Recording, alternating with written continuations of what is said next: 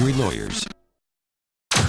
Now, Hangin with Hester and Hanny with Jacob Hester and Charles Hanagriff. Hester and Hanny on 104.5 ESPN Baton Rouge and 1130 The Tiger. Alongside Jacob Hester, here's Charles Hanagriff.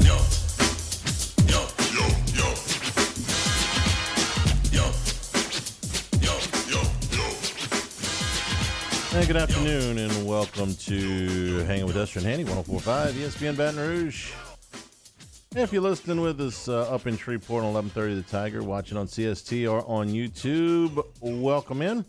Cade Wazin on the audio board, Paul O'Neill on the video board, and along with Jacob Hester, I'm Charles Hanagriff. How are you, sir? What's up, Hanny? How you doing, man? Today was like a real podcasty, busy day. Everyone wanted to talk about the LSU-Alabama matchup, and it's funny. I got a lot of requests from east of here, where last year I didn't get as many requests to talk about this game. So I am well-versed in everything LSU and Alabama.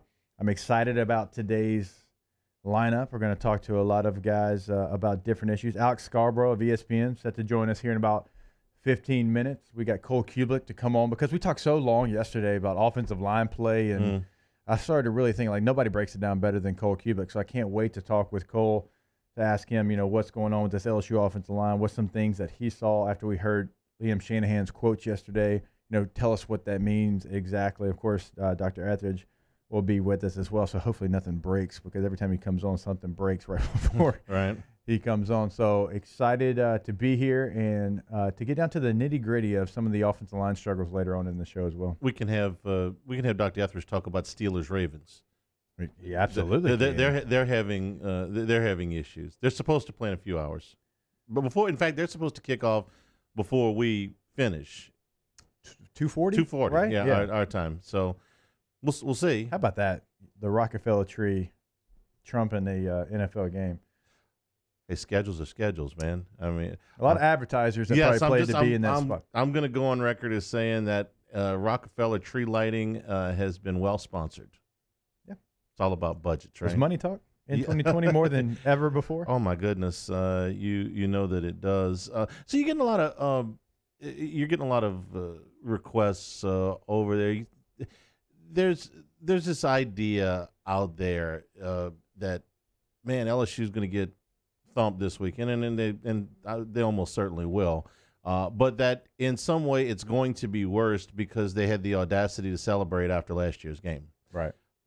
I put zero stock into that. I think that's the most ridiculous thing I've ever heard. Like, in some way, Nick Saban is going to prepare his team harder or in a different way because LSU won the game last year. Like, they're not already impossible to beat. They're just going to have a little bit of an edge. Because why? Because Orgeron was boisterous in the locker room, and by the way, as you know this, if you had a microphone in every NFL college locker room, you would hear more of the same. So that just happened to be caught. One player that did something foolish and broke the locker room code and put it out there. I mean, it would have been different if he would have gone to the press conferences and said, bleep you, Nick, but he didn't do that. He was with his team in a private moment, and they were celebrating what was a huge win. And so what they should have done is, yes, we won the game, and we're very thankful, and we'll get back on the plane, and we promise not to upset Alabama anymore. Yeah, right.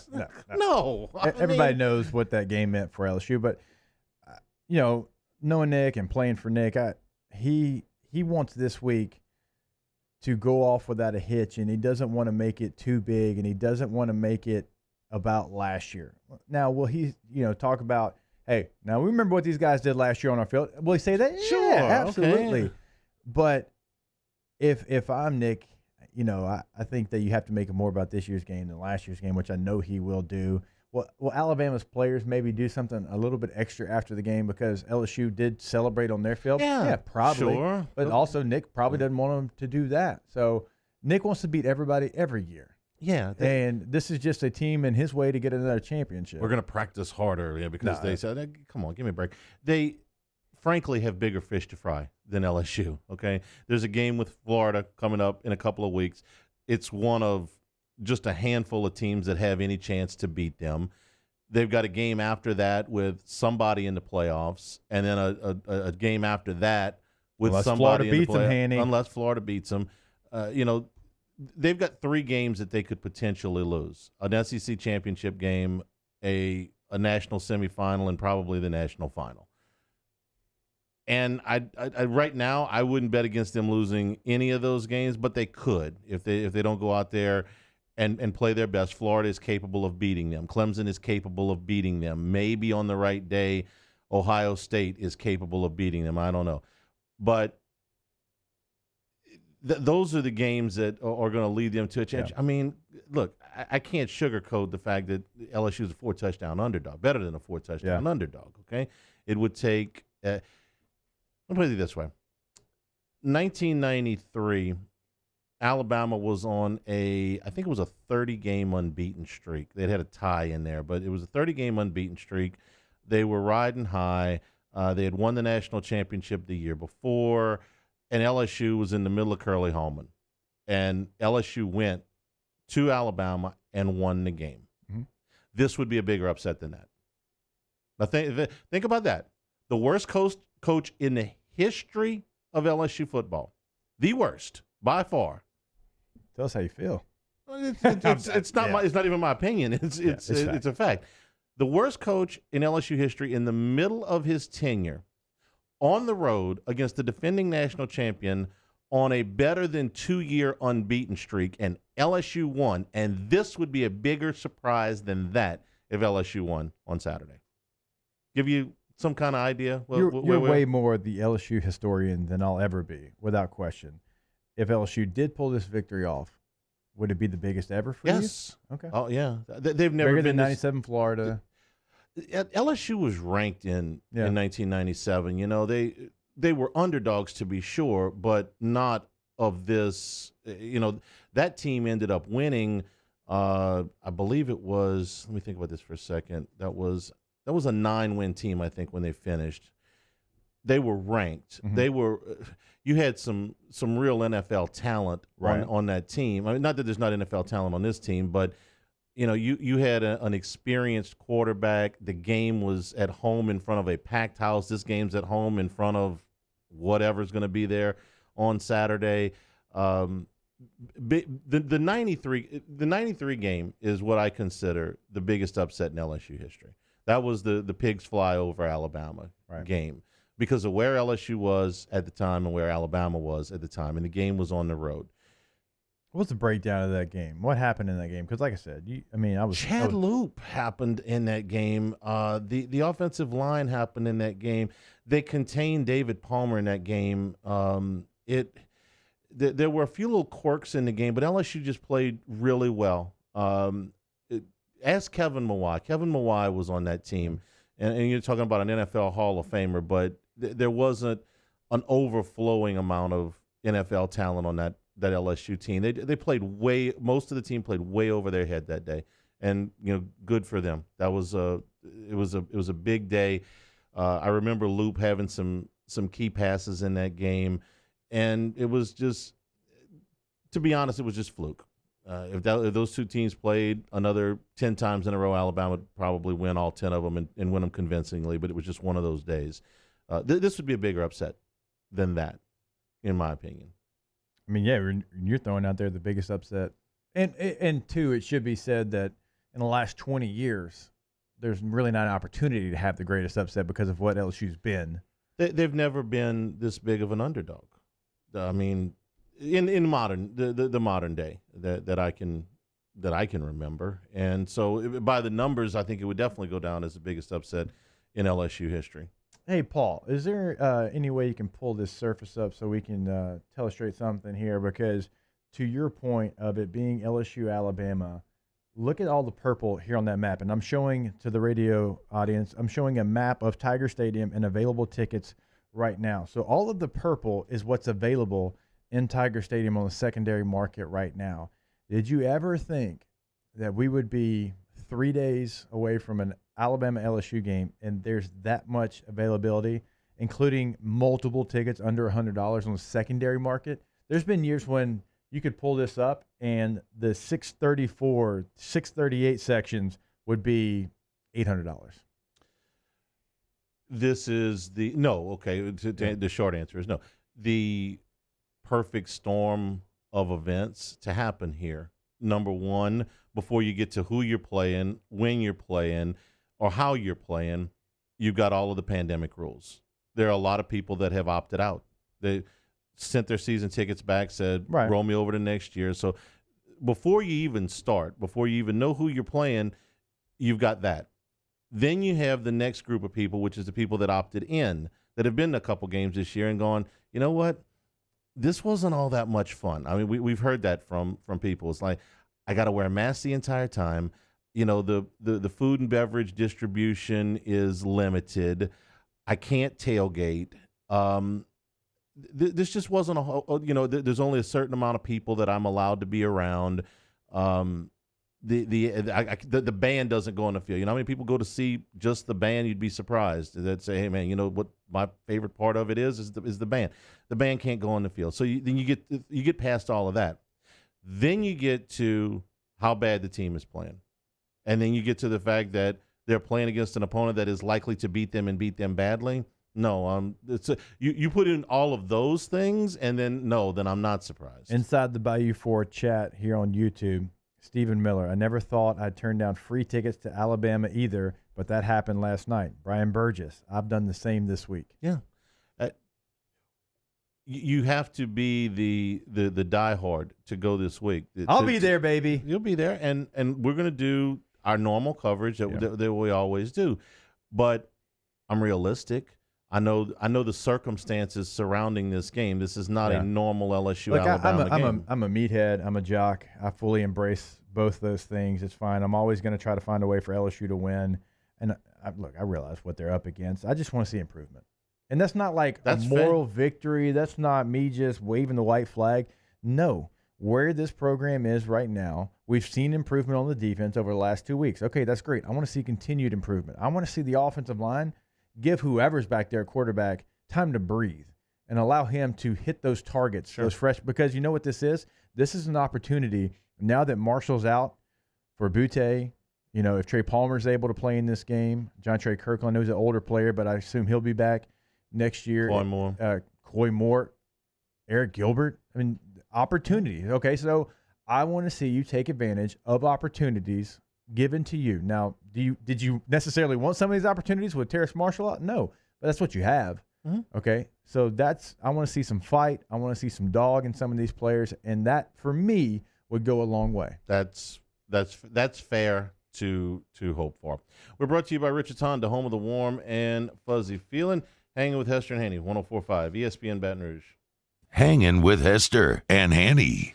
Tiger Air, an independent dealer of the American Standard Heating and Air Conditioning System. Have you had your system checked? Now that we've got some colder weather, now that the heaters are going, make sure it's running at maximum efficiency, because when the American Standard is humming, when it's running at peak efficiency, you're saving money every single energy bill that you get. You're going to notice a difference. And as the weather changes, we may have times where you need the air conditioner on at one point and the heater on at another. Change it from your smartphone. That'll save you even more money. Absolutely, it will. Look, don't shock your system either. We tell you about it because it's very important to have that seasonal maintenance from Tiger Air. And if you're part of the Comfort Assurance Protection Plan, well, that is part of this plan, is that seasonal maintenance. You're also going to get discounts on parts and labor, lower utility bills, like Hanny just mentioned. You're going to get priority service, emergency service. All that falls under the Comfort Assurance Protection Plan. You can find it at tiger-air.com. Off the Bench, Hanging with Hester and Hanny. After further review and more are all live daily on the 104.5 ESPN Baton Rouge YouTube channel. Subscribe now to interact with us inside the live chat driven by Bayou Ford. Do you know someone who sets a good example for all of us to follow? Someone who, without being asked, shows leadership, selflessness, and service to their community? We believe that's the definition of a good citizen, and so does Citizens Bank and Trust. So, if you know someone that sounds like what Jordy was just describing, nominate them to be your good citizen, and they'll have a chance to win $500 from Citizens Bank and Trust. Plus, we'll mention him right here on the show. So go to citizensbankandtrust.com for more details and nominate your good citizen.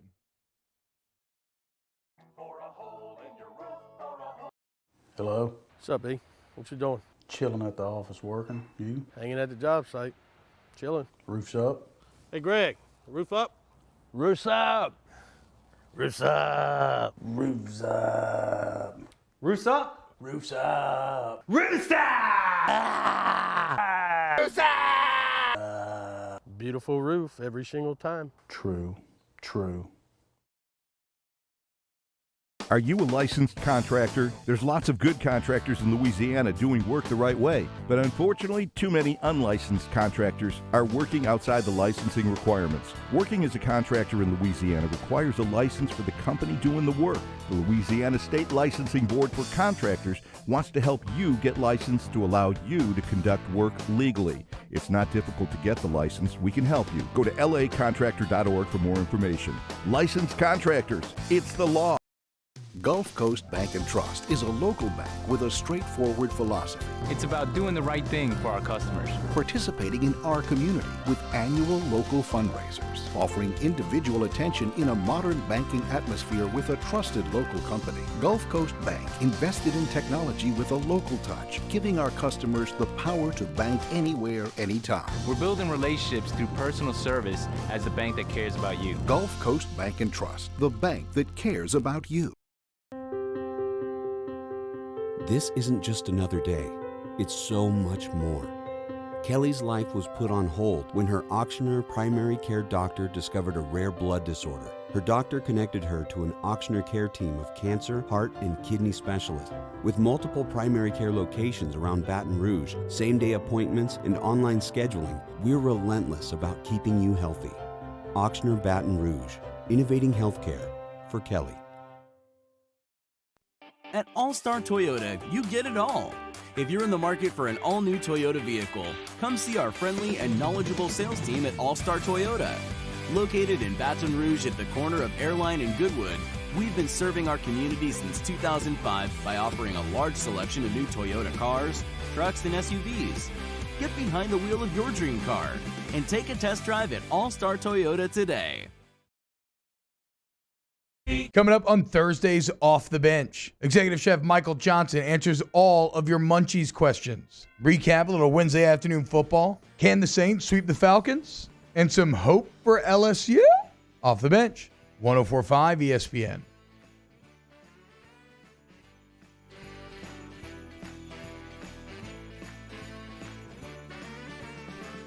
Hangin' with Hester and Hanny on 104.5 ESPN Baton Rouge and 1130 The Tiger.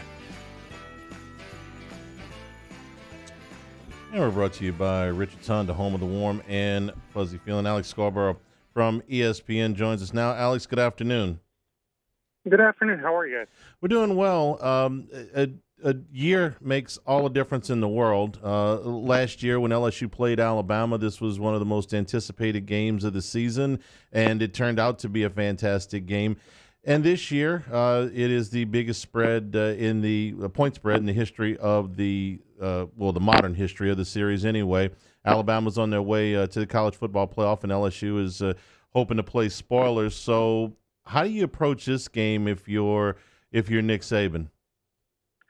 If you're Nick Saban, you're trying to get out a little bit of anger from last year's result. I think a lot of players on that team took that game personally, and not just the final score, but the celebration afterward and all the clips that came out of that. And while they're going to say all the right things publicly, I know Alabama wants a shot at LSU, and I think they're going to try to score as many points as they can, to be frank. I think when it gets in the fourth quarter, you let off the gas a little bit, but they're a team that has its sights aimed at the playoff, and they want to put their best foot forward. And part of doing that is taking care of business against an LSU team that quite frankly isn't doing well on either side of the football right now.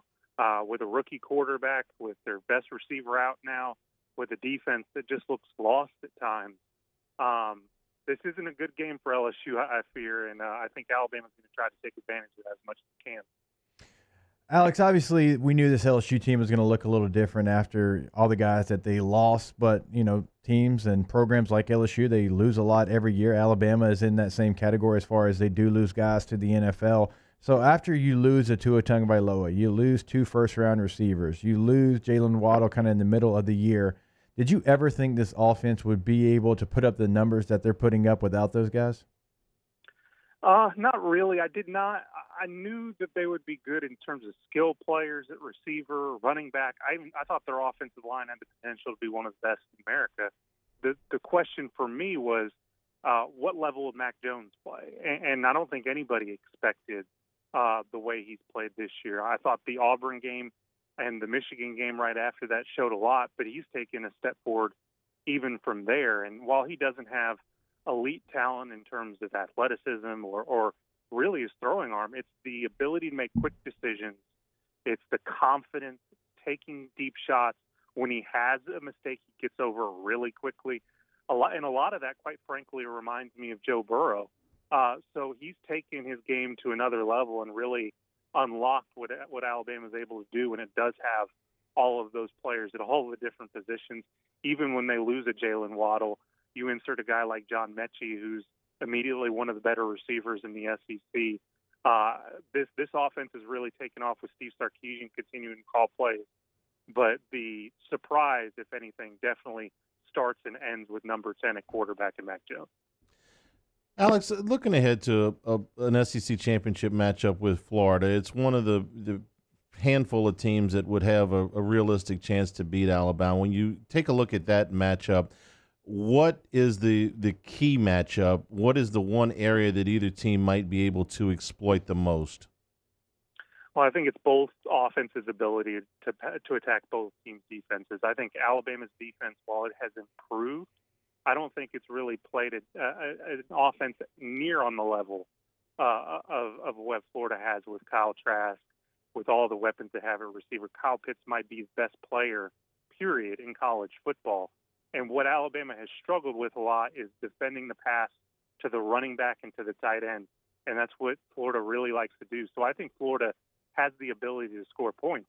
But on the other side of that, has Florida shown anybody that it can make a stop defensively? I haven't really seen it. So I think this has the potential to be a really high-scoring game. I think Alabama's the better team, but I think Florida could have some success early attacking that defense, specifically at the linebacker level with running back and tight end, and could make for a long day for Nick Saban and Pete Golding. Alex, looking at some matchups this weekend, we've been asking the question really all week long. Do you think Derek Stingley Jr. travels with Devontae Smith? And I know sometimes defensive coordinators don't like to do that, but when you're talking about best on best, and I know Alabama does have other weapons that can beat you, but if I'm LSU, I don't allow the best receiver in the country to beat me. Do you think we'll see Derek Stingley Jr. travel with Devontae Smith? I think he should. I can't say whether they will because LSU's defense has been a little bit all over the place in terms of its decision-making, if I'm going to put that kindly. But, they do need to figure out whether it's putting Stingley, even if they have to shade a safety over to help, which is crazy to think because how good Stingley is. But they need to take that out of the equation because other defenses have tried to put man on man, and that ain't going to work. Devontae Smith is way too good a receiver. He's already set an SEC career record for receiving touchdowns, and he just keeps building on it. And while John Mechie's really talented, and maybe they get Slade Bolden back for this game, their tight end, Jaleel Billingsley, is really good. It starts with stopping Devontae, because if you do that, you eliminate a little bit of the deep threat, and maybe you take a little bit of the pressure off of those safeties and maybe let them help in the run game a little bit more. So I think they should do that. Will they? I have no idea because, like you said, sometimes coordinators are really attached to where they put their cornerbacks, and I just think it would be a mistake to do that in this game. Alex Scarborough from ESPN is our guest. Alex, were there any surprises to you out of the ACC announcing a series of scheduling changes that includes canceling games, essentially putting the ACC championship game as close to in stone as you can get to it right now, and then changing some of their testing procedures? It doesn't seem like the SEC has any appetite for any of this, but Your thoughts on what the ACC did yesterday? It's really shrewd. I mean, I'm not surprised by any changes anymore in terms of, games being canceled or rescheduled. I mean, that's 2020. But I think the ACC office has decided to make the best move for them in terms of the playoffs. And it's hard for me to really criticize that, because when you look at, I'll take the Big Ten, for example. I don't know what the Big Ten is doing with these arbitrary rules about number of games to qualify for a conference championship and really putting their best team in Ohio State at risk of a playoff scenario. I don't understand that. I don't understand why the Pac-12 has a similar setup. Why constrain yourself to a set of rules when this is a season where anything could happen? And, quite frankly, whether you agree with what the ACC did or not, whether you think it's self-serving or not, they did what was best for their conference and for their two teams that are going to be in that playoff scenario. So I think the word that comes to mind is shrewd, and I wonder why more conferences aren't more flexible in terms of how they approach these things. Because, again, it's 2020. If you change things midstream, people are going to understand that. I think more conferences should be open to that kind of mindset. Alex, I know we're biased here, obviously being an SEC country, but throughout this entire process, I mean, the SEC has been really in front of a lot of things. They've been willing to change. They've been willing to adapt. They've moved games. They've scheduled games, obviously, on the 12th. They've scheduled games on the 19th whenever there's going to be two teams playing for the conference title. This just continues, to me, to be something where the SEC has continued to do the best thing possible, the safest thing possible, too, as well. And I know they were criticized for maybe not doing that at the beginning, but I think they've done everything the right way throughout this entire process. Yeah, it's hard to find fault with Greg Sankey and the SEC offices in Birmingham. They were one of the few conferences from the very beginning preaching patience. And I know that's a really kind of blasé thing to do, but it was the right thing to do. They said, look, everything's flying around right now. You go back to July and August even, and everybody's getting so antsy for the start of the season. We need answers about every single thing. And they just said, be patient. Things evolve. We're learning more about this virus. We're learning more about scheduling.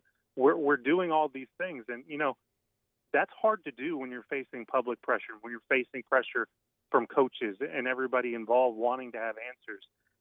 They were patient, and they really set the tone. And in a way, I think you could argue really held this whole thing together, because if the SEC goes, are we having football? If they pushed it back, would the ACC have pushed back as well? And then what happens to the playoff? How many games are we playing? Is everything moved? The SEC really set a tone of stability, and I don't want to say the ACC didn't and the Big 12 didn't as well, but the SEC really, it does move the needle in college football. And you have to give Sankey and those folks a lot of credit for waiting until the last possible minute to be as informed as they can to make decisions. And then when they need to change, they'll change.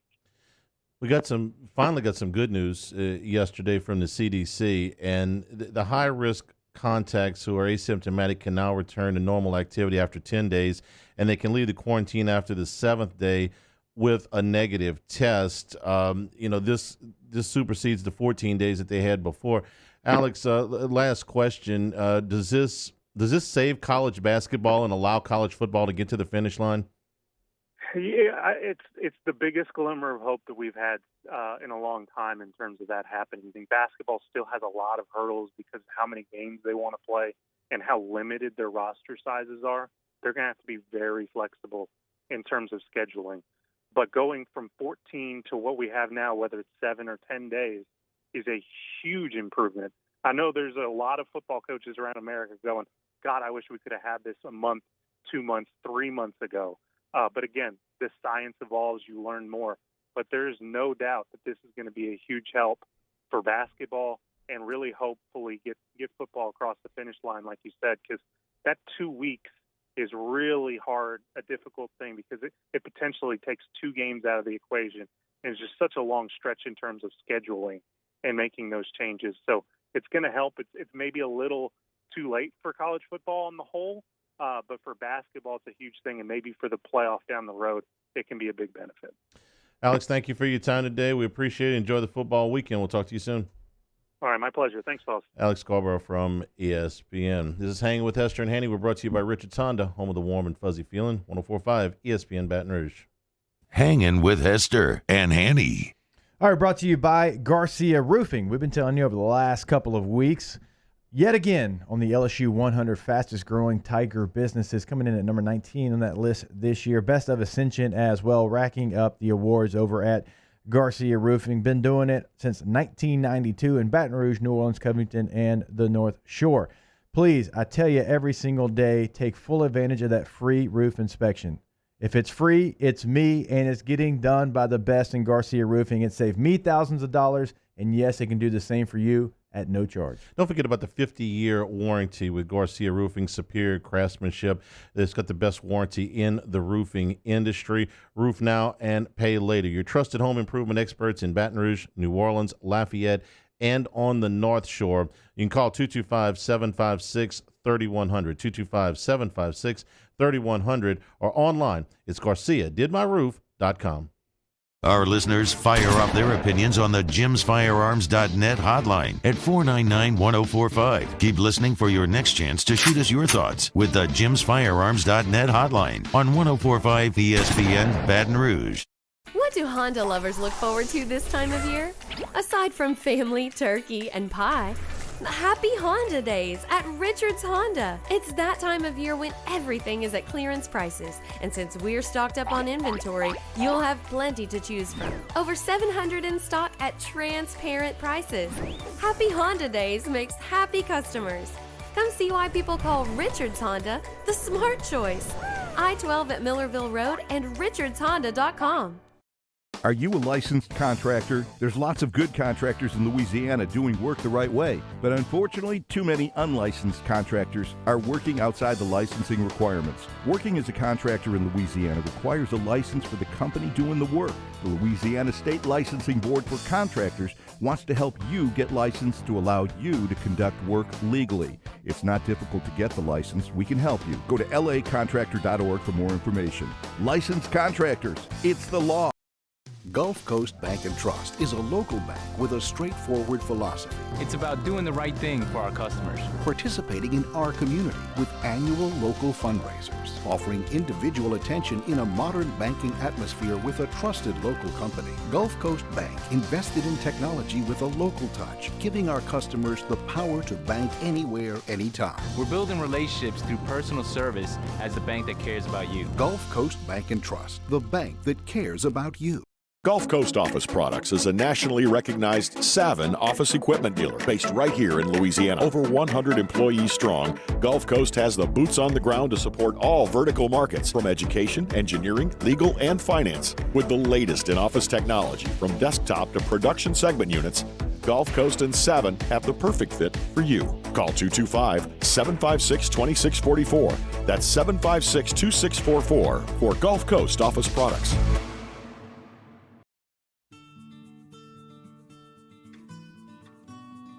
This is a house call. This is a follow-up appointment. This is a diabetes checkup. This isn't just more convenient care, it's more advanced care. This is innovating healthcare at Louisiana's #1 hospital, Auctioner. ServiceMaster Elite create clean, disinfected work environments. As a local business, we take pride in serving the New Orleans and Baton Rouge areas. Our cleaning protocols follow CDC and OSHA standards for healthcare settings, offices, senior living, restaurants, and industrial plants. Contact ServiceMaster Elite to get your operation ready for reopening with germ disinfection cleaning. ServiceMaster Elite, the trusted choice in professional cleaning since 19... Yo, join us for a Wednesday edition of Hanging with Hester and Hanny, presented by Richard's Honda from noon to 3. We'll welcome on Peter Burns of the SEC Network and Alex Scarborough of ESPN. Join us on 104.5 ESPN Baton Rouge.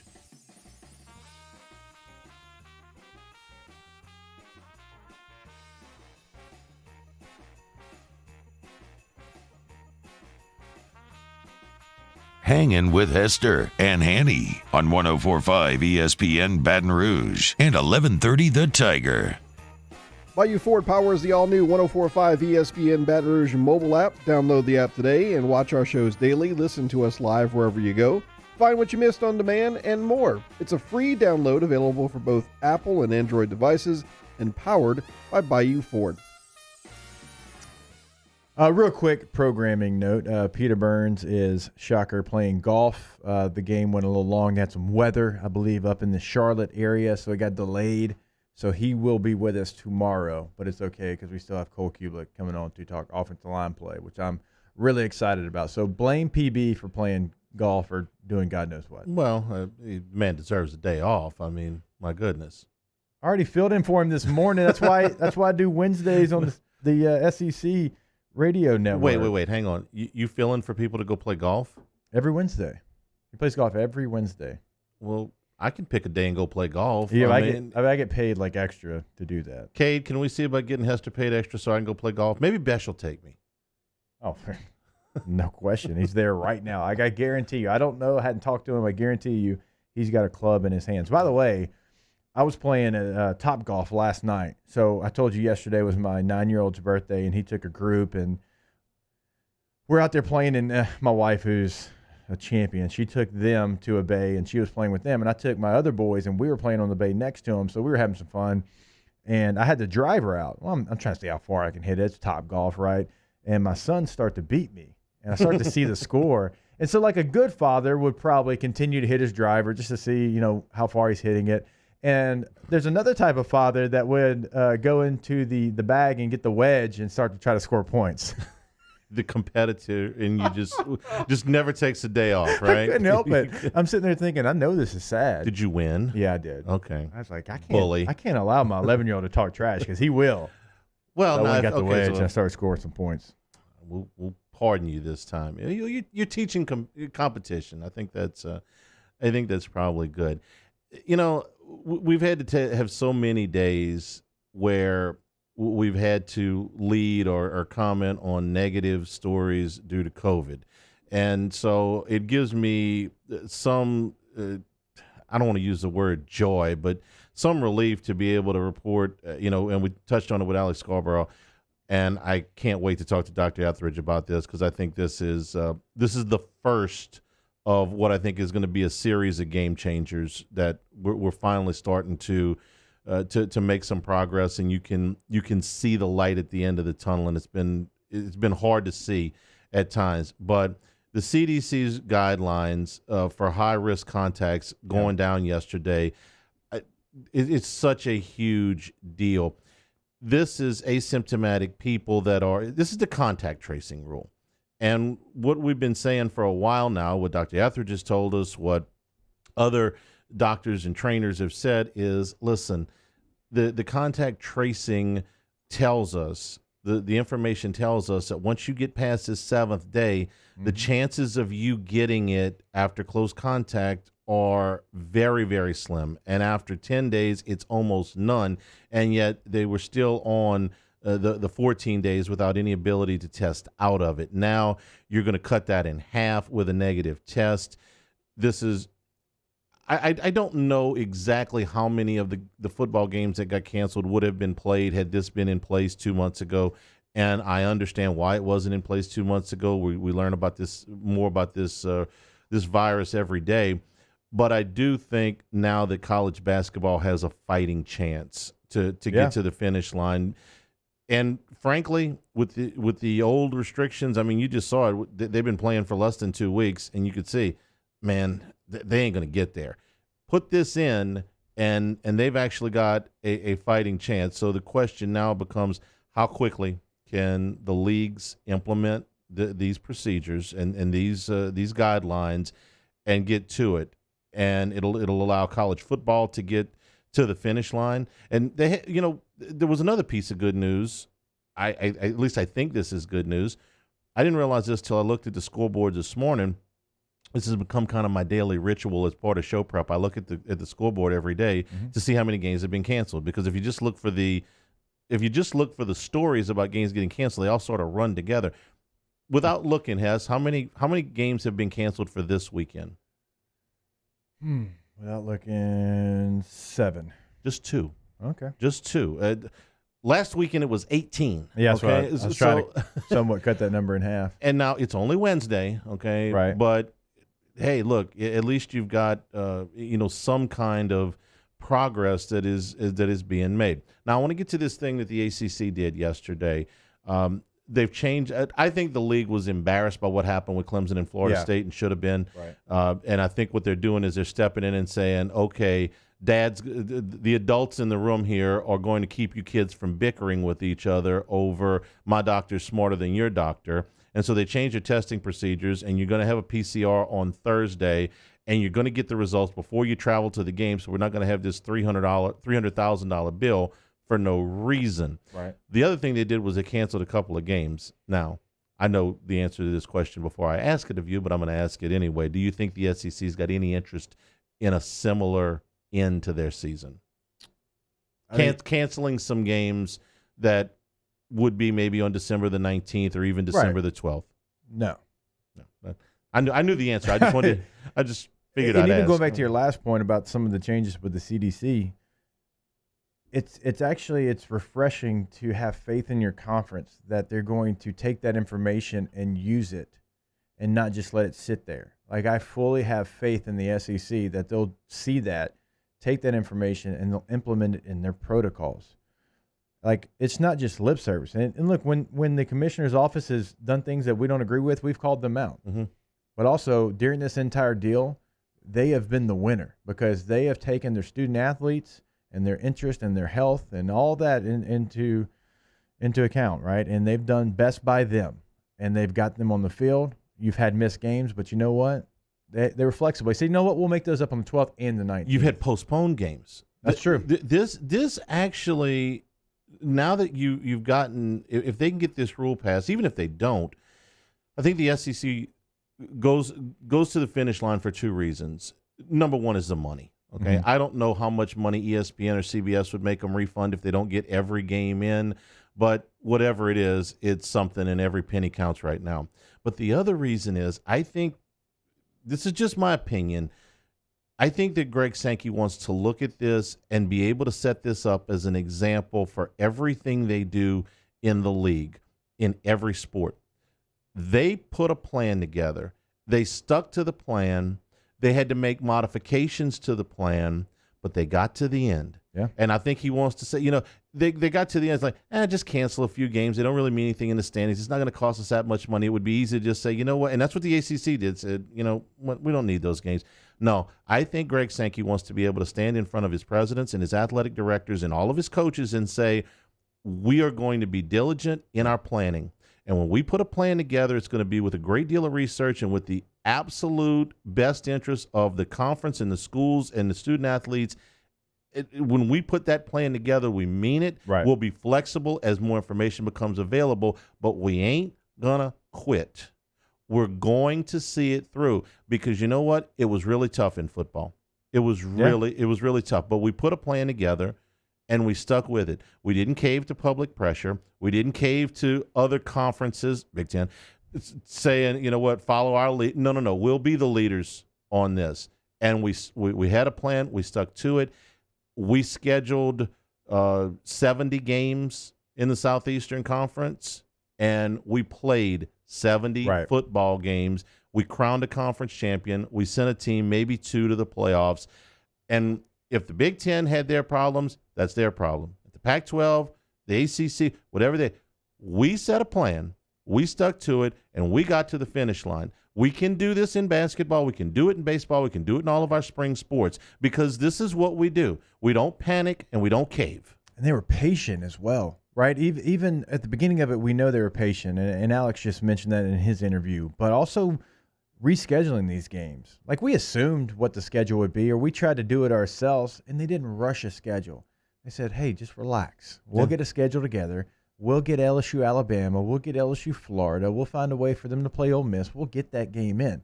We know how important it is for the bottom line that LSU plays Alabama at home. Like, we realize all of that. And so, they've been in communication with these ADs, with the head coaches, saying, hey, here's what it's probably going to look like, but let's be patient. Let's see how this thing plays out, because if you had a different outbreak somewhere else, then you're playing. If you throw it out there the next weekend and then something else happens, well, then your plan goes to hell. They didn't do that. They said, hey, let's see where the numbers are. Let's see what games we did miss so we can put them all in different places. And again, I'll go back to it. They have been in front of everything. They've had a plan for everything. There's not been anything that's derailed them like other conferences. We've seen that. Like if Ohio State misses out on the playoffs because of what the Big Ten did, it's Kevin Warren's fault. Yes, that's a shame. And he was talked about potentially being kind of the commissioner of the NFL one day. You remember that talk? That was a long time ago. That was in the rearview mirror, although the guy currently has his flaws. But that's what they thought of him. Well, he didn't do what he should have done. Let's call it like it is. When an athletic director disagrees with something that the league office does, they can call and they can voice their opinion, but the league can say with a lot of evidence to back it up, we have vetted all of our decisions as far as we can, and we're doing this with the best interest of as many people as we can do it. I don't agree with everything the Southeastern Conference does either, but it's hard for me to find fault with what they've done. So when Greg Sankey says to his athletic directors, his presidents, his coaches, trust me, he's got a lot of evidence to back it up now. Kevin Warren says the same thing to his ADs. Sir. Larry Scott says the same thing to his. They're going to be like, no, you botched the last one. You put us in a bind. You didn't give us – we had to force you to do the right thing. And you caved to public pressure. Yeah. You didn't do your homework. You just flat out rushed to a decision in the Southeastern Conference. And that means something. Think about this. I mean, we all have our friends. We all have our buddies. We all have that guy that when he looks at you goes, I got you. Yeah. And that's all he has to say. Yeah. And you're like, he's Okay. got me. Right. I know he does. He'll be there. That goes a long way. It does. And the SEC right now has got that. It was good news yesterday from the CDC. Look at that. Good news. Finally. We'll take a break. We're brought to you by Richard's Honda, home of the warm and fuzzy feeling. Hanging with Hester and Hanny, 104.5 ESPN Baton Rouge. Hanging with Hester and Hanny. All right, speaking of good news, we got more good news. You have 29 days, 11 hours, and 12 minutes left in the Happy Honda Days special offers going on over at Richard's Honda. You can log on to richardshonda.com. In the bottom left corner, you can click on View Savings. It will pull it up right there for you. We always tell you the website is set up for you. You can chat with sales in the bottom right corner. You can find the Buy From Home option right there on the homepage, a 7-step process to get your vehicle of choice delivered to you, and you get exactly what you want. We encourage you every single day as well to go see them at 13413 Millerville Greens Boulevard in Baton Rouge. That's I-12 and Millerville. With over 700 new and pre-owned vehicles on the lot, and no matter what you're looking for, I know they've got you covered. Cars, hybrids, midsize, and full-size SUVs. They've got the Odyssey van, the Ridgeline truck. So no matter what your lifestyle calls for, they'll have something you'll love driving off the lot over at Richard's Honda. That is why they are home of the warm and fuzzy feeling. We opened up the playbook and expanded our coverage. Listen daily in high definition on 98.1 HD2. We are 104.5 ESPN Baton Rouge. To all of our heroes working on the front lines of this COVID-19 pandemic, your bravery and selflessness represent the very best of us, and we want to say thank you. I'm asking everyone around the state to join me in celebrating the heroism of our healthcare professionals on the 19th of every month at 1900 hours, that's 7 p.m. Write a note of appreciation, make plans to donate to charitable organizations, or say a prayer. To learn more, visit 19thanks.org. Thank you, and God bless. T-Bob Hebert here with breaking news. Front to Back Boat Services is the shop to upgrade your boat tech this fall. With not one but two NMEA certified techs, who better to install your Panoptic sonar, your HD displays. You want to see the fish under the water before you even cast? They have that. Trolling motor you could control with your iPhone? They have that. So what are you waiting for? Get into Front to Back Boat Services right now. Upgrade your boat tech. Make your boating dreams come true. Front to Back Boat Services. If I built a van,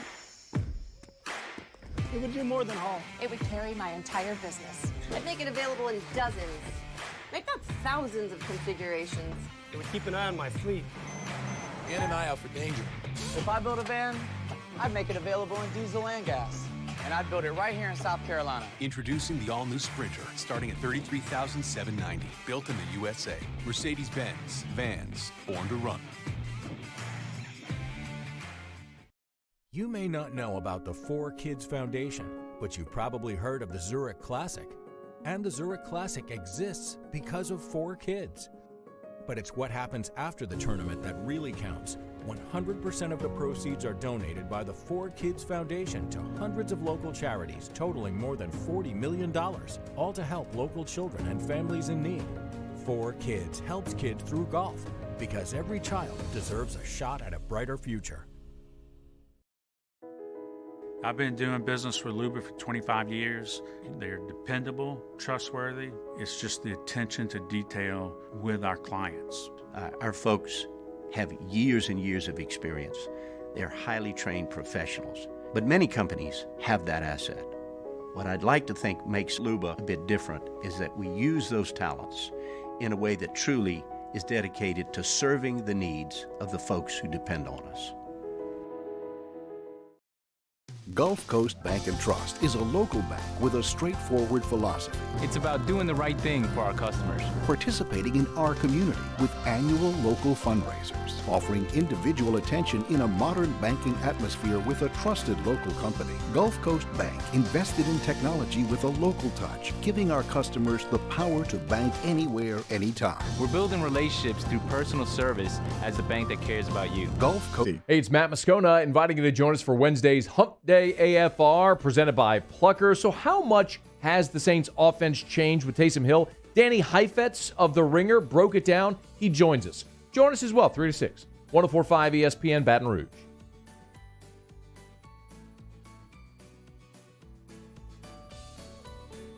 Hangin' with Hester and Hanny on 104.5 ESPN Baton Rouge and 1130 The Tiger. Maui Invitational going on right now. I mean, I know it's the From Maui Asheville. Invitational, but can we? I'm allowed a little chuckle out of that. I come up with something else. Those poor guys, they thought they were going Hawaii. And nothing's wrong with Asheville. It's actually a pretty cool city, but come on, man. They thought they were going to Maui. Does anybody know where Bill Walton is? Does Because Bill I actually Walton watched know where Bill Walton is? Right. I actually watched some of North Carolina Stanford yesterday. Pretty good ball game. Yeah. And Walton was doing the game. And of course, whenever Walton does games, the last thing he ever wants to talk about is the game, which drives me crazy. But they've got him on some remote location. He's got his Hawaiian shirt on, and he's talking about, what he usually talks about, which is anything but basketball. So I was just wondering if we knew where he was. No, there's no telling, but he does enjoy himself on the call. Do you think we'll ever get back to having to be at the game to call the game, or do you think this is something that network sees and wait a minute, we can save some money with travel? We're not going to do that, because I do think it takes away from the broadcast. It does. I think you're going to see some of this, that when we get back to some kind of normalcy, I think you'll still see broadcast teams travel, but you will see a certain amount of cost cutting done, and you will see some of these remote. For instance, the Orlando Magic decided, in what I thought was a very bad decision, that their television broadcast team would also broadcast on the radio. Mm-hmm. I think that's a mistake, because it's two completely different genres. And if you're calling a game on TV, you can leave a lot of gaps in there as to what's actually going on for the viewer to consume by themselves, whereas on radio you can't do that. So you have to explain it completely different if you're the color analyst, or even play-by-play, obviously. But if you're the color analyst and you're on the radio, you have to paint the picture way more than you do if you're on TV, because they can't see it. So you have to, if you explain coverages and blitz pickups and all that stuff, you have to go into further detail to be able to do that. And not just because I'm the radio guy, but if they'd have said, well, then the TV broadcast, the TV audience is going to get the radio broadcast, I could have lived with that. Mm-hmm. I mean, right. You may be getting more than you want, but more is better. We've seen that done. We've seen that done. Well, a lot of people will turn the volume down on their TV and listen to their hometown. They even have an app. announcer. You can sync it up. Yeah. Right. We used to get a lot of that when we were doing games. They would say, hey, listen, what's the delay with every TV network's got a little bit different delay. ESPN's a little bit different than the SEC network and all that stuff. Well, who's on what's the delay so we can sync the broadcast up? A lot of people. We even had to set up technology that would ramp down, because Eagle has an HD signal, so we have technology that ramps down that HD delay, especially for baseball games. Yeah, so people can listen. Yeah. Oh well, what happens is the HD has a delay, right? It's about 7 or 8 seconds, and people that would go to the games. One time we forgot to turn it off, and the broadcast was about 8 seconds behind what they were actually seeing in the field, and angry people with headphones coming up to the press box going, "What's the matter with this? You're 8 seconds behind." I'm like, "I'm not 8 seconds behind. The broadcast is 8 seconds behind." Trust me, I'm not waiting 8 seconds. Somebody go turn. Yeah, right. Like I could do that even if I wanted to. Like I'm talented enough to be able to remember what happened 8 seconds ago for 3 hours. No, I'm getting on the phone going, "Hey, go turn the HD off," because especially in the PMAC too. Yeah. We had to put a transmitter up specifically for that was not HD. Kind of got off on a little tangent there. I want to get to the playoff rankings. Got some thoughts about that. And Cubelic will be with us. Dr. Etheredge will be with us. Hanging with Hester and Hanny, 104.5 ESPN Baton Rouge.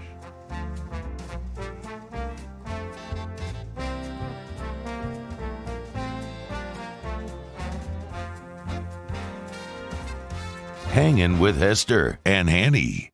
GoTro's Outdoor Power. I'm sure the last thing you're thinking about right now is mowing grass, but let me tell you something. When spring comes around, wouldn't you want to be on a Skag Zero turn? I know you would, because these are the top units on the market. And Skag, an independent dealer that is distributed through GoTros, is giving you 60 months interest-free financing. This is on both the commercial and the residential units right now. And here at the end of 2020, it's kind of like cars, man. You know what? You want to move the 2020 models and get the 2021s in. So either way, whether you want to make a deal, it's time to do it at GoTro's Outdoor Power. 2 locations locally. You're talking about one in Baton Rouge, Airline and Industrialplex, Airline 74 in Gonzales. Go see the showroom, because these Skag pieces of equipment are so impressive. Built for comfort, built for speed and performance as well. Also, you can go to GoTrosOutdoorPower.com and check out the full fleet there, because throughout the state of Louisiana, free delivery. Take advantage of it. GoTro's Outdoor Power.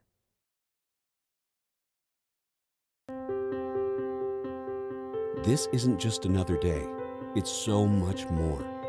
Kelly's life was put on hold when her auctioneer primary care doctor discovered a rare blood disorder. Her doctor connected her to an auctioneer care team of cancer, heart, and kidney specialists. With multiple primary care locations around Baton Rouge, same-day appointments, and online scheduling, we're relentless about keeping you healthy. Auctioneer Baton Rouge, innovating healthcare for Kelly. Are you a licensed contractor? There's lots of good contractors in Louisiana doing work the right way, but unfortunately, too many unlicensed contractors are working outside the licensing requirements. Working as a contractor in Louisiana requires a license for the company doing the work. The Louisiana State Licensing Board for Contractors wants to help you get licensed to allow you to conduct work legally. It's not difficult to get the license. We can help you. Go to lacontractor.org for more information. Licensed contractors, it's the law. At All-Star Toyota, you get it all. If you're in the market for an all-new Toyota vehicle, come see our friendly and knowledgeable sales team at All-Star Toyota. Located in Baton Rouge at the corner of Airline and Goodwood, we've been serving our community since 2005 by offering a large selection of new Toyota cars, trucks, and SUVs. Get behind the wheel of your dream car and take a test drive at All-Star Toyota today. Gulf Coast Bank and Trust is a local bank with a straightforward philosophy. It's about doing the right thing for our customers. Participating in our community with annual local fundraisers, offering individual attention in a modern banking atmosphere with a trusted local company. Gulf Coast Bank invested in technology with a local touch, giving our customers the power to bank anywhere, anytime. We're building relationships through personal service as the bank that cares about you. Gulf Coast Bank and Trust, the bank that cares about you. Gulf Coast Office Products is a nationally recognized Savin office equipment dealer based right here in Louisiana. Over 100 employees strong, Gulf Coast has the boots on the ground to support all vertical markets, from education, engineering, legal, and finance. With the latest in office technology, from desktop to production segment units, Gulf Coast and Savin have the perfect fit for you. Call 225-756-2644. That's 756-2644 for Gulf Coast Office Products. Service Mastery Elite create clean, disinfected work environments. As a local business, we take pride in serving the New Orleans and Baton Rouge areas. Our cleaning protocols follow CDC and OSHA standards for healthcare settings, offices, senior living, restaurants, and industrial plants. Contact Service Mastery Elite to get your operation ready for reopening with germ disinfection cleaning. Service Mastery Elite, the trusted choice in professional cleaning since 1996. To all of our heroes working on the front lines of this COVID-19 pandemic, your bravery and selflessness represent the very best of us, and we want to say thank you. I'm asking everyone around the state to join Callahan Injury Lawyers. Now, Hangin with Hester and Hanny with Jacob Hester and Charles Hanagriff. Hester and Hanny on 104.5 ESPN Baton Rouge and 1130 The Tiger. Alongside Jacob Hester, here's Charles Hanagriff.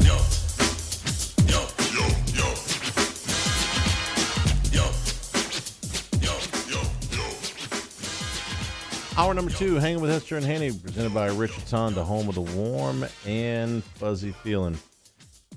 Cade Wazan, Paul O'Neill, and with Jacob Hester, I'm Charles Hanagriff. Thank you for being with us this afternoon. College football playoff poll came out last night, and the top 7 were unchanged. The first thing that got to me was that Ohio State didn't play, and they're still where they are. This is Gary Barta, who's the head of the committee, about why Ohio State stayed at number 4, even though they've only played 4 games. Well, as everybody knows, we did not have an additional game to evaluate this week, so the last game we watched was a good win over Indiana. A lot of discussion about the number of games that a team plays, and it's not anybody's fault, but trying to evaluate a team that has 4 games in versus a team that has 7, 8, or 9 games in is definitely a problem. And it's created by the pandemic. But so the more games a team brings to the committee, the more we have to evaluate. All right, well, let's talk about the games that Ohio State has played then. If we can't talk about the number of games, which I think should matter also, then let's talk about who they've played. Their opponent's one-loss record is 9-14 combined, the 4 teams that they have played. That's a winning percentage of .391.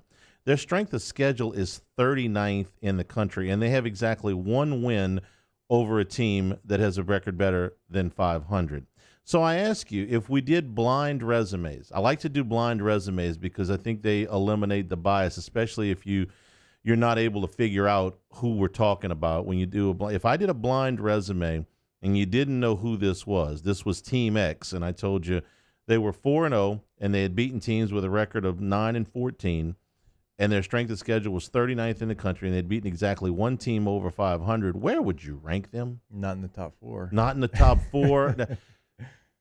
Their record this week is not terribly dissimilar to what Northwestern's was last week, and they were 8th, which is I could certainly make that I could certainly make that case. Now you say, well, the winning percentage for Texas A&M and Florida is also below 500. A&M's opponents have a winning percentage of 446. Florida's have a winning percentage of 438. But each of them have a top 25 win, which the Ohio State does as well. But they've also got an extra win in the top 10, which Ohio State does not have. Not to mention that A&M's won 2 more games and Florida's won 3 more games. And A&M has beaten Florida, which is a higher-ranked team than, well, anybody has beaten with the exception of Notre Dame. So, or in Alabama, because they beat Texas A&M. So I ask you how it is exactly you can have Ohio State as high as they do. You have a good answer for me, because it seems to me that they're going on what they think Ohio State will do and not what Ohio State has done. Without question, they are. And I hate it when the committee does that. No, I do too, because there's nobody that can look at that resume and look at A&M or Florida's resume and say, yeah, okay, I get it. Even Miami. I mean, even Miami playing 8 games and who they lost to, I realize it was an ugly loss, but Ohio State right now just does not have the resume. They are there because of who they are, and they're there because of preseason rankings, which preseason rankings are one thing, but now that we have this system that is the college football playoff, it's supposed to be different, and it's not. I mean, I think there's multiple teams that you could sit there and you could complain about. If I'm Louisiana Lafayette, I sit there at 25, and the team that I beat by multiple scores is up there at 9 with one more loss than I have.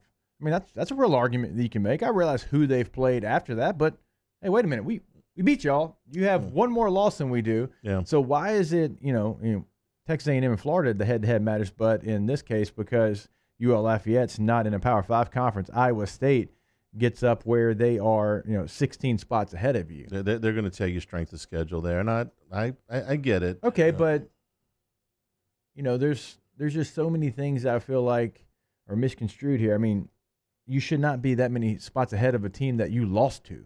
Where are with you? Another loss on top of that. Where are you on BYU? I think BYU's better than 13. I mean, when I look at it, if they play Miami right now, what would that line be? And we could find it somewhere. But Miami hasn't played in like a month. Right. It's right. hard to. I feel like even Coastal Carolina gets disrespected a bit. You're a real champion for the little guy. This year I am, and normally I'm not. Yeah. But I just think in this year, with these teams having more challenges to get on the field than you do, because of their budget, because of the money they're losing, not playing these big-time Power 5 rent-a-wins for some of these schools that they're typically a part of, they've gone out and they've done a nice job of continuing to schedule games. And look, there's proof. We have head-to-head matchups that we're not taking into account. Well, that's where you lose me a little bit on BYU. I want to get Barta first, Gary Barta, again, the head of the committee, on BYU. I said last week, great respect for BYU, No, but what is it that holds it back if you compare BYU's, the games they've played, the teams against whom they've competed, and you compare those to some other teams? It's really the strength of schedule or the games that they're playing and not being as strong as some of the other teams that were ranking ahead of them. BYU lost their credibility with me when they didn't attempt to make the game with Washington. And then they didn't attempt to make the game with West Virginia. Both of those things. You've had a real soft spot in your heart for the teams that have been able to make things happen, and I have too.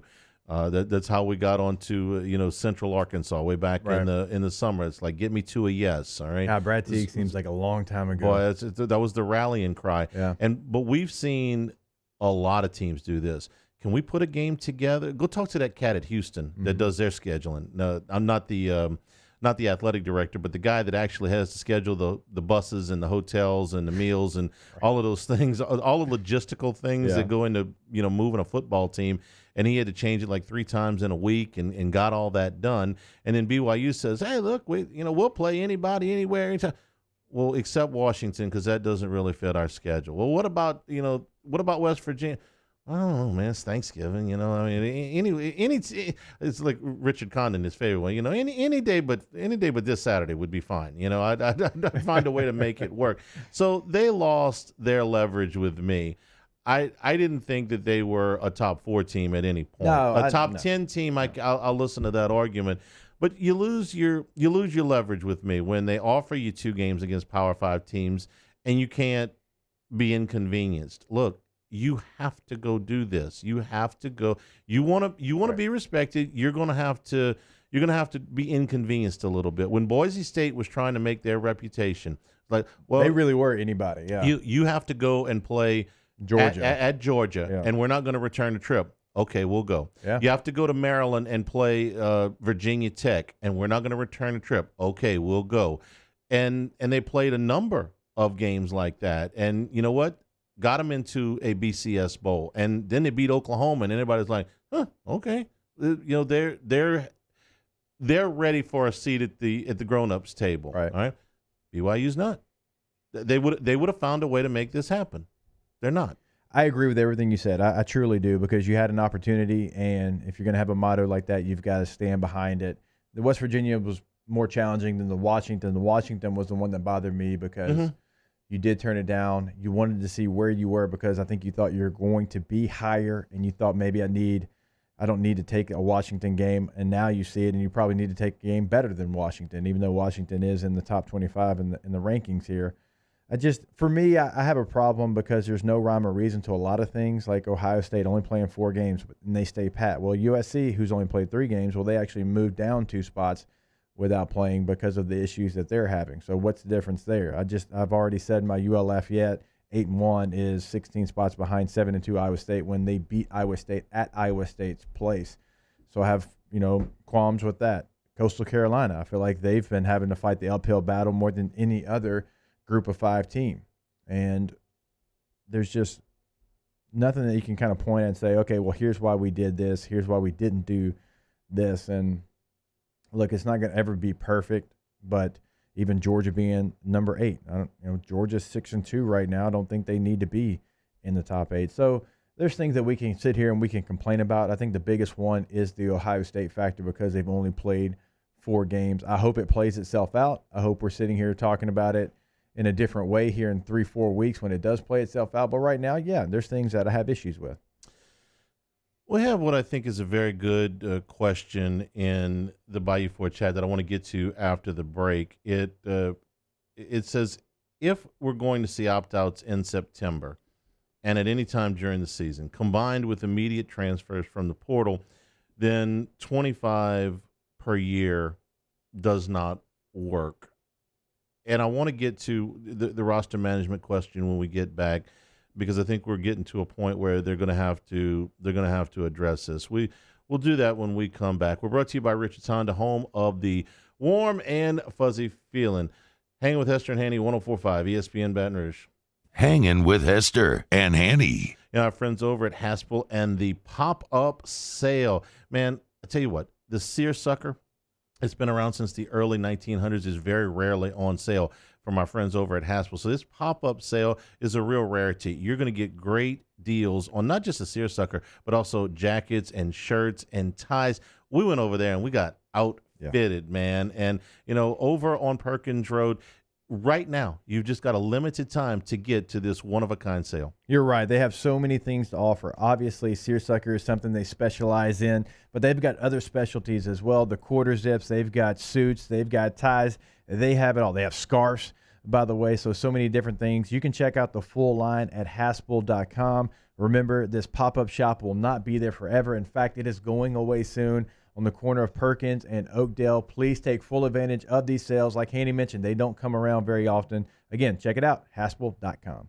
Saints coverage, Chiefs, Cowboys, Thursday night, Sunday night, and Monday Night Football. From the opening kickoff to the playoffs and the Super Bowl, the NFL lives on 104.5 ESPN Baton Rouge.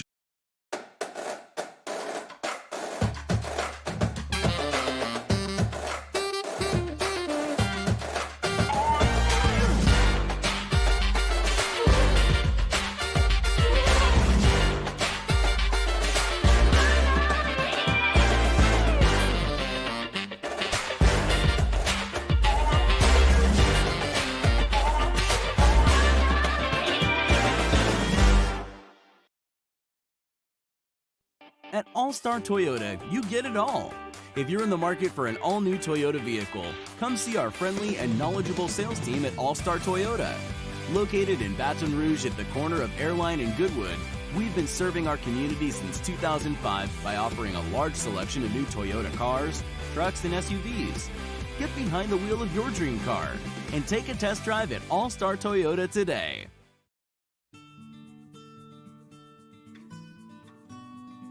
This is a house call. This is a follow-up appointment.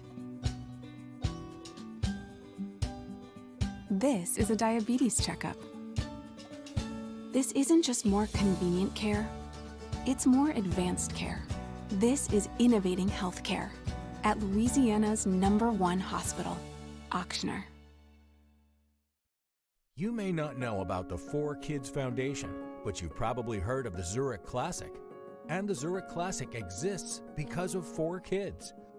But it's what happens after the tournament that really counts. 100% of the proceeds are donated by the 4 Kids Foundation to hundreds of local charities, totaling more than $40 million, all to help local children and families in need. 4 Kids helps kids through golf, because every child deserves a shot at a brighter future. I've been doing business with Luba for 25 years. They're dependable, trustworthy. It's just the attention to detail with our clients. Our folks have years and years of experience. They're highly trained professionals. But many companies have that asset. What I'd like to think makes Luba a bit different is that we use those talents in a way that truly is dedicated to serving the needs of the folks who depend on us. Gulf Coast Bank and Trust is a local bank with a straightforward philosophy. It's about doing the right thing for our customers. Participating in our community with annual local fundraisers, offering individual attention in a modern banking atmosphere with a trusted local company. Gulf Coast Bank invested in technology with a local touch, giving our customers the power to bank anywhere, anytime. We're building relationships through personal service as the bank that cares about you. Gulf Coast Bank and Trust, the bank that cares about you. It's a Wednesday edition of Jimmy Ott's Game Time, live from the City Slice Pints and Pizza. Andy Isco of VegasInsiders.com joins the show as we get ready for the weekend's action. Join us at 6 p.m. on 104.5 ESPN Baton Rouge.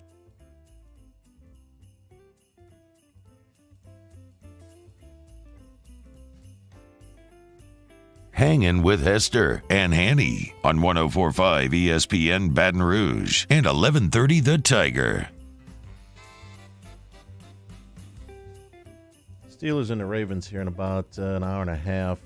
A little under an hour and a half. That doesn't sound right. It doesn't. Doing a midday show and saying that on a Wednesday. It's not even the Friday after. Not even the Friday after Thanksgiving or anything like that. Steelers have put Marquise Pouncey on the COVID list, so they'll be without him. They'll be without James Conner. Ravens will be without Lamar Jackson. RG3 will get the start, and according to a published report at ESPN.com, J.K. Dobbins and Mark Ingram are unlikely to play for the Ravens, meaning that Gus Edwards and RG3 are your backfield. Gus was like, shut up. Yes, that Gus. Ravens are a 10.5-point dog. What's left of the Ravens is a 10.5-point dog to the Steelers, and that game is at 2:40. I think I might actually watch the lighting of the tree tonight. I mean, it must be a big deal, right? Yeah, if you're moving an NFL game that's been moved more times than anything I've ever seen. Did you see the meme with Lamar Jackson and Ben Roethlisberger both with gray beards and canes? It says Ravens Steelers rescheduled to 2042 or something like that. So I had a question before the in the Bayou 4 chat about roster limitations and what you're going to be able to do going forward.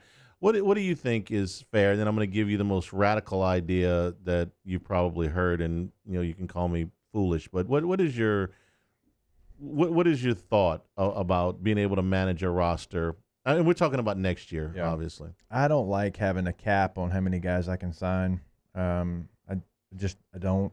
Now I'm a full believer in if you want to set a number like the 85 limit, I'm okay with that. And if I want to go sign 30 guys because I've had roster turnover, I'm okay with that.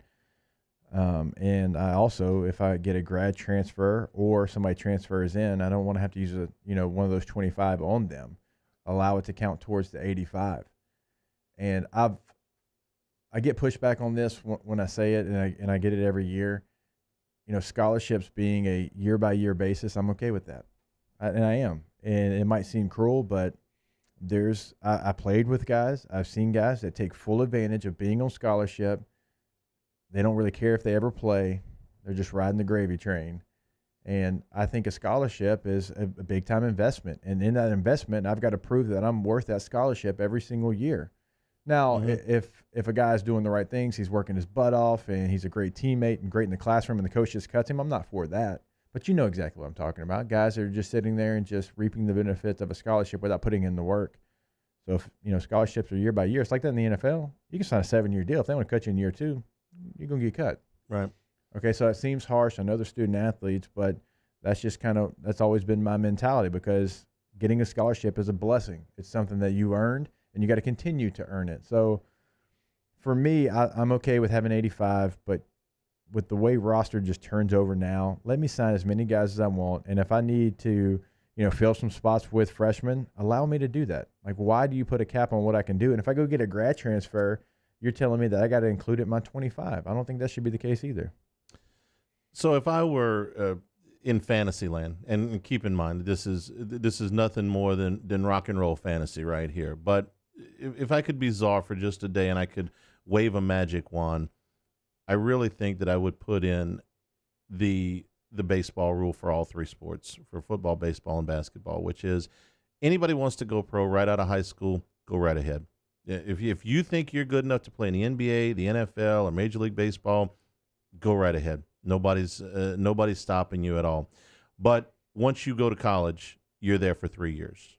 And if you opt out, you're not going to be eligible to be drafted until after your fourth. Now, this is where the fantasy comes in. Nobody would ever agree to that. Okay, the unions wouldn't agree to that. The leagues wouldn't agree to that. The NCAA wouldn't agree to that. It's pure fantasy. But I bring it from a place where I want college athletes playing that want to play college athletics, and I understand that they're all doing it as a means to get themselves to the league. Okay, but where you get off the beaten path here a little bit with me is you're all stopping at different times. The opt-outs, the transfers, I want to play for 4 games. Well, I want to play for 8 games. Well, I'll play for 10 games. Well, I'll play for 12 games, but not a bowl game. I'll play, this many games in the NCAA tournament, but I'm not going to play games in the regular season, if I've got, so much as a hangnail. I would like to give everybody the opportunity to play professional athletics that wants to play it. For all of the kids that don't want to go to college, and there's plenty of them, they want to play, they don't want to go to college. It is how fast can I get in and get out, and some of them are good enough to go straight to the league. In basketball for sure. Oh, not in this sport. Well, I don't think so either. But let them find that out. Okay, I can think of off the top of my head one player, Adrian Peterson. I asked Nick Saban this question 20 years ago, almost 20 years ago, when at Ohio State, Maurice Clarett was deciding to go pro. And I asked Nick when he was a coach here if he had ever seen a player that was ready to go to the NFL from high school. And Saban was less than a decade removed from being D coordinator in Cleveland. He's like, no, I never have. He says, and then he says, and the biggest problem is, you get a hot shot like that gets drafted, and all of a sudden the owner says, well, I'm paying this guy this much. I want to know why he's not playing. And you go tell him, well, because he's not ready, or because, there's something really bad could happen. I think we were all familiar with the story of Marcus Dupree, and that was after a year of college, and that was in the USFL. He says, we signed Pepper Johnson one year when Pepper was way past his prime for $1 million contract in Cleveland, and Pepper couldn't run anymore. And Art Modell wandered down to practice field one day and wanted to know why I wasn't playing Pepper Johnson. He goes, it wasn't a real great conversation. I have to tell the owner, you just paid $1 million for a guy that can't run anymore. But the point was that there's so much pressure from ownership and the money aspect. But let them figure that out. Let them figure that out. If you have no intention of wanting to play collegiate athletics, then we're not going to force you. The basketball one is the one that's probably the most realistic. Look, you want to go pro? Go pro. LeBron James could have played. Did play right out of high school. Yeah. And there's a number of other guys. Kevin Durant did not need to play a year of college basketball. He did. So if you want to take a handful of guys and put them in the league, 1,700 jobs in the NFL. 450 jobs in the NBA, about 750 jobs in Major League Baseball. You think you can get one, go right ahead. But if you show up here, you're going to be here for 3 years. And if you leave them holding the bag, we're going to hold your draft status for another year. We're going to hold it to 4. Complete fantasy. But I agree with it. When I think we talked about that during a break at Sammy's on Monday, because we both agreed that would be a good clause. Because it makes sense, and it wouldn't. Baseball's been doing that forever. They've got a minor league system. The NFL doesn't. Okay, well, that's part of your decision. That's got to go into it, right? Because Clarett, using him for an example, because he played that 1 year at Ohio State. He's a 3rd round pick. It's hard to get cut as a 3rd round pick. It's even harder not to get a second opportunity, and he got neither. And I know he had some off the field stuff, but his on the field wasn't better. I mean, he sat out a year in football, and you heard me talk about how difficult that is, and he didn't make it because, man, there's things you learn in that second year. My idea is radical, and I know it's not realistic. I'm trying to prove a point here, which is I would like there's a lot of smart guys that or in collegiate and professional athletics, okay? I mean, evidence to the contrary sometimes, but there's a lot of smart guys. What I'd like for them to get in a room and figure out is how can we let the guys that really don't want to be in college get to the league faster and not take up a scholarship, not quit in the middle, not just say, hey, you know what, I'm trying to get to the league, so I'm going to go to the league, but I can't go to the league right now because the rules say I can't get to the league. And have the guys that are in college that really want to play collegiate athletics and go through and make a commitment for an entire season, an entire duration of a scholarship. Give me some kind of middle ground, if you will. And if it involves them going pro early, then allow the colleges to take their scholarship and give it to somebody else.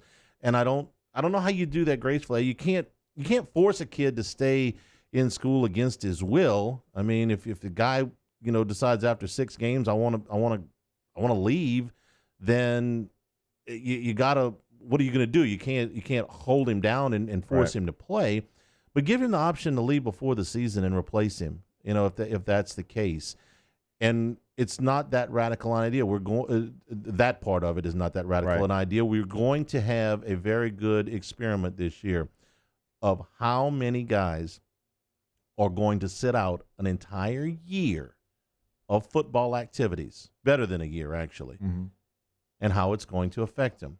We had Claret, we had Mike Williams, very small sample size. We're going to have, how many players do you think will be drafted that sat out this entire season?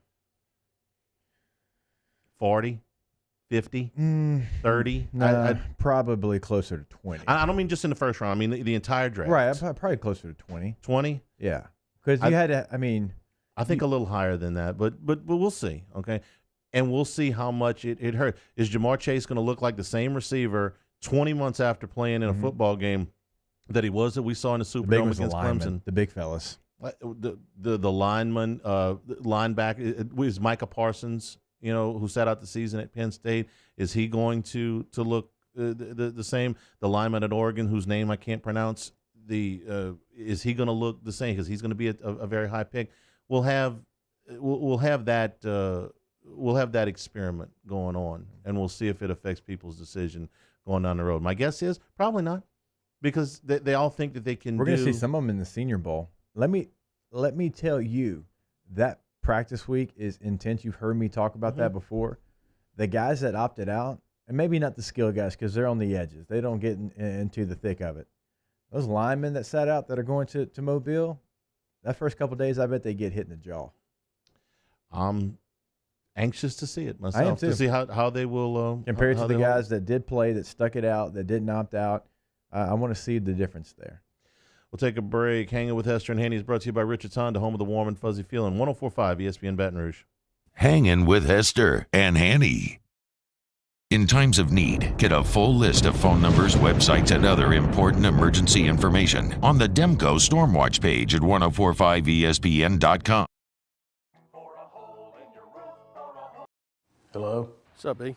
What you doing? Chilling at the office working. You? Hanging at the job site. Chilling. Roof's up? Hey, Greg, roof up? Roof's up. Roof's up. Roof's up.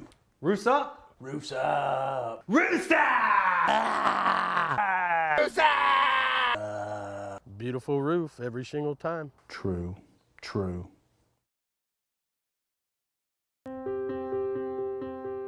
This isn't just another day. It's so much more. Kelly's life was put on hold when her auctioneer primary care doctor discovered a rare blood disorder. Her doctor connected her to an auctioneer care team of cancer, heart, and kidney specialists. With multiple primary care locations around Baton Rouge, same-day appointments, and online scheduling, we're relentless about keeping you healthy. Auctioneer Baton Rouge, innovating healthcare for Kelly. Choose your fighter.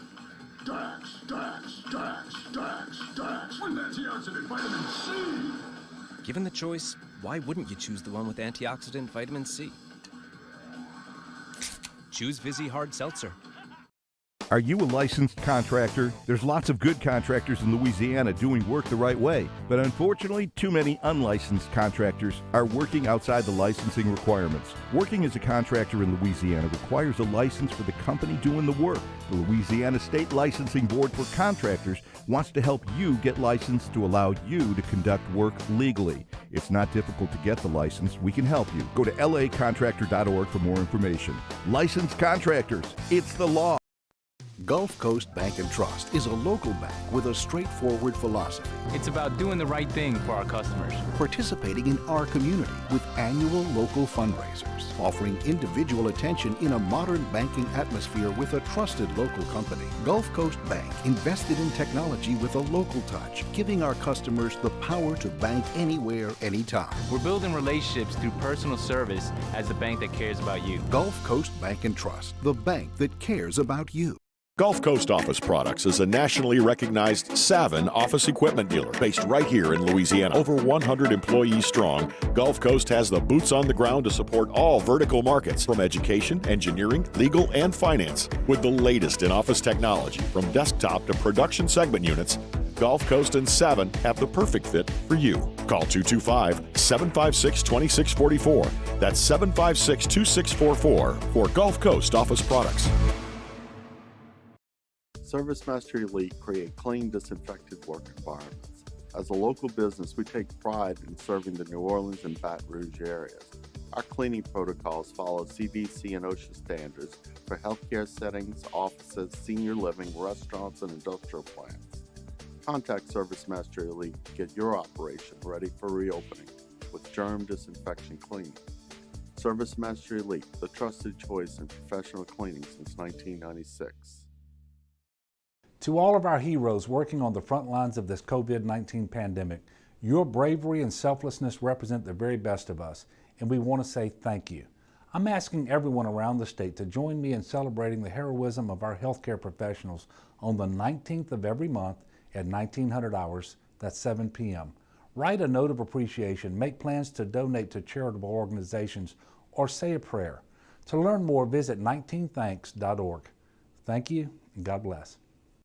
Toyotathon is happening now at Corval Toyota in Opelousas.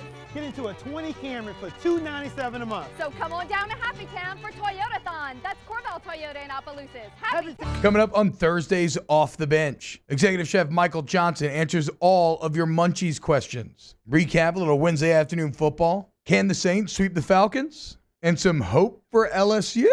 Off the Bench, 104.5 ESPN.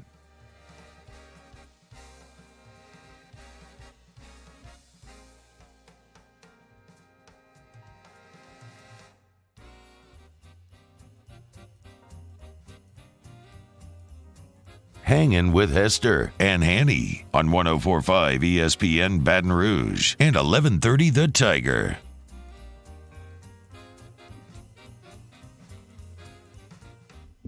Today's show also brought to you in part by Supreme Rice. Make Supreme Rice a part of your next meal, especially here during the holidays. You're making big pots of gumbo, making big pots of red beans, making big pots of etouffee or stew or just some rice and gravy, whatever it is. Make Supreme Rice a part of it.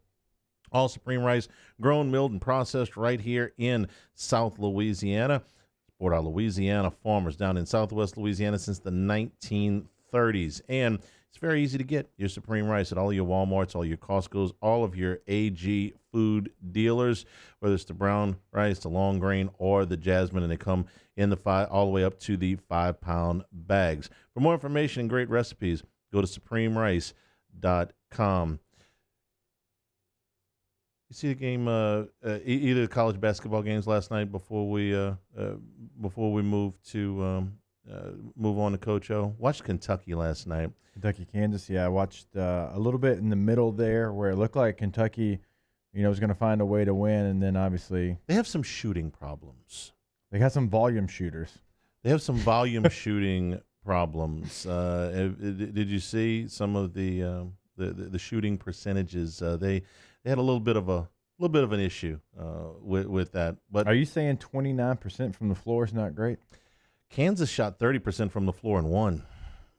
Not sure Not sure I've seen that before. So it was a little bit ragged to open, and Kentucky's lost twice now. There's a lot of talent on that team, but they've got shooting problems. And they got point guard problems. It's the story every year, and they do a good job, and they've been able to win titles with this model. But like I said yesterday, there's something to Gonzaga having beards and receding hairlines. Well, right now Gonzaga's playing at another level than anybody. But I did enjoy the basketball. Enjoyed Duke and Michigan State. Duke got off to first time Izzo's won there. Well, they play this series. These four teams. They rotate opponents. They play them on a neutral floor every year. They rotated. They played in Indianapolis. They played in Chicago. But with COVID, they decided to play it. So how many times has Izzo actually taken a team to Durham? He's done it before. Yeah, I know it's not the first, but not many. Most of their matchups are. I think it was Michigan State and North Carolina that played on a battleship in San Diego.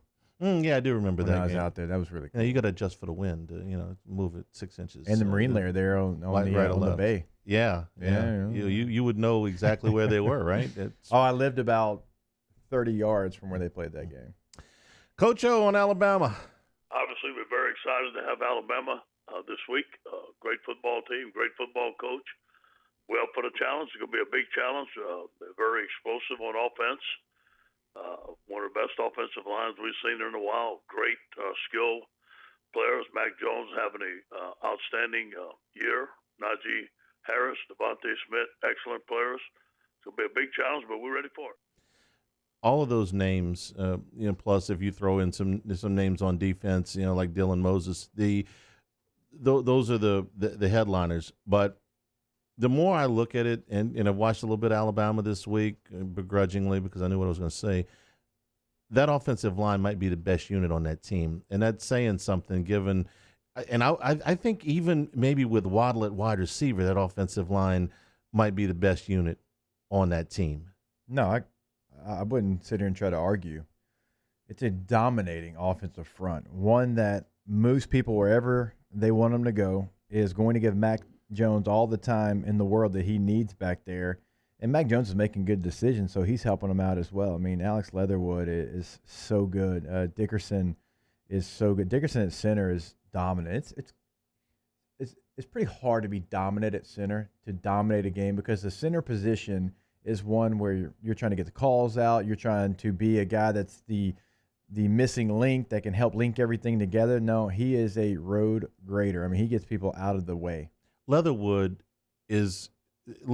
an example of why Alabama has been able to maintain the standard and why LSU this year has not, and in some of the past post-championship years. Alex Leatherwood would have been a first-round pick last year. He went back to school. Sadiq Charles was a fourth-round pick and did not come back to school.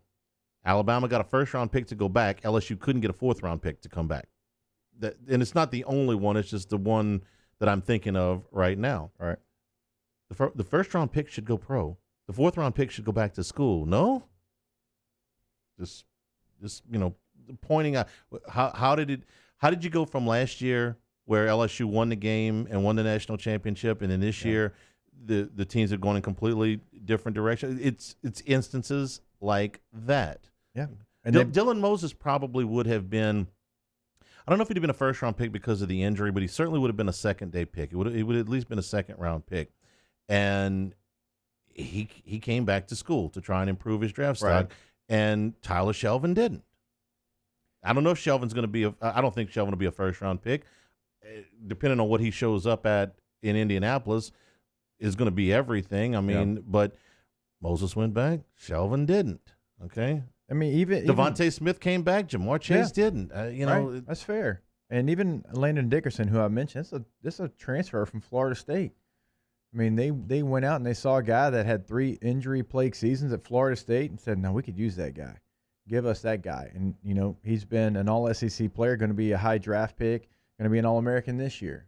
And so, even when they didn't sign with Alabama, they've done a good job of getting guys like that that were highly touted but were injured to come and resurrect their career at Alabama. So they've really when you look at their roster, they've done a really nice job. There's no other way you can put it. It is. What's the difference? Alabama went and got a guy from Florida State. LSU went and got a guy from Harvard. I'm sorry. Their guy's better. That's just how it is. Ocho on the Alabama offensive line. They're big. They're physical. They're fast off the football. They're a good zone scheme. They're a good gap scheme. Obviously, Najee helps them, but I think they all work in tandem together. I studied Alex Gibbs' zone scheme, and they run in the exact same things, a little bit different, but everything is tied in together. They all work in unison together. They're very well coached, and there's some really good players. There's some NFL players on there. There's some potential first-round draft choices up there. They're big and they're physical and they're athletic. Alex Gibbs is like the Yoda of offensive line coaches, right? Him and maybe Hudson Hawk. But when you talk about Alex Gibbs, it's always like in Reverend Todd McClure, who did the show with us for years, used to talk about Alex Gibbs and the presence and the impact that he made on the game. So when you he can make anybody a 1,000-yard rusher. So So when you hear Alex Gibbs schematics, what do you think of? You're talking about a lot of zone cutback type stuff, kind of giving free reign to the running back there.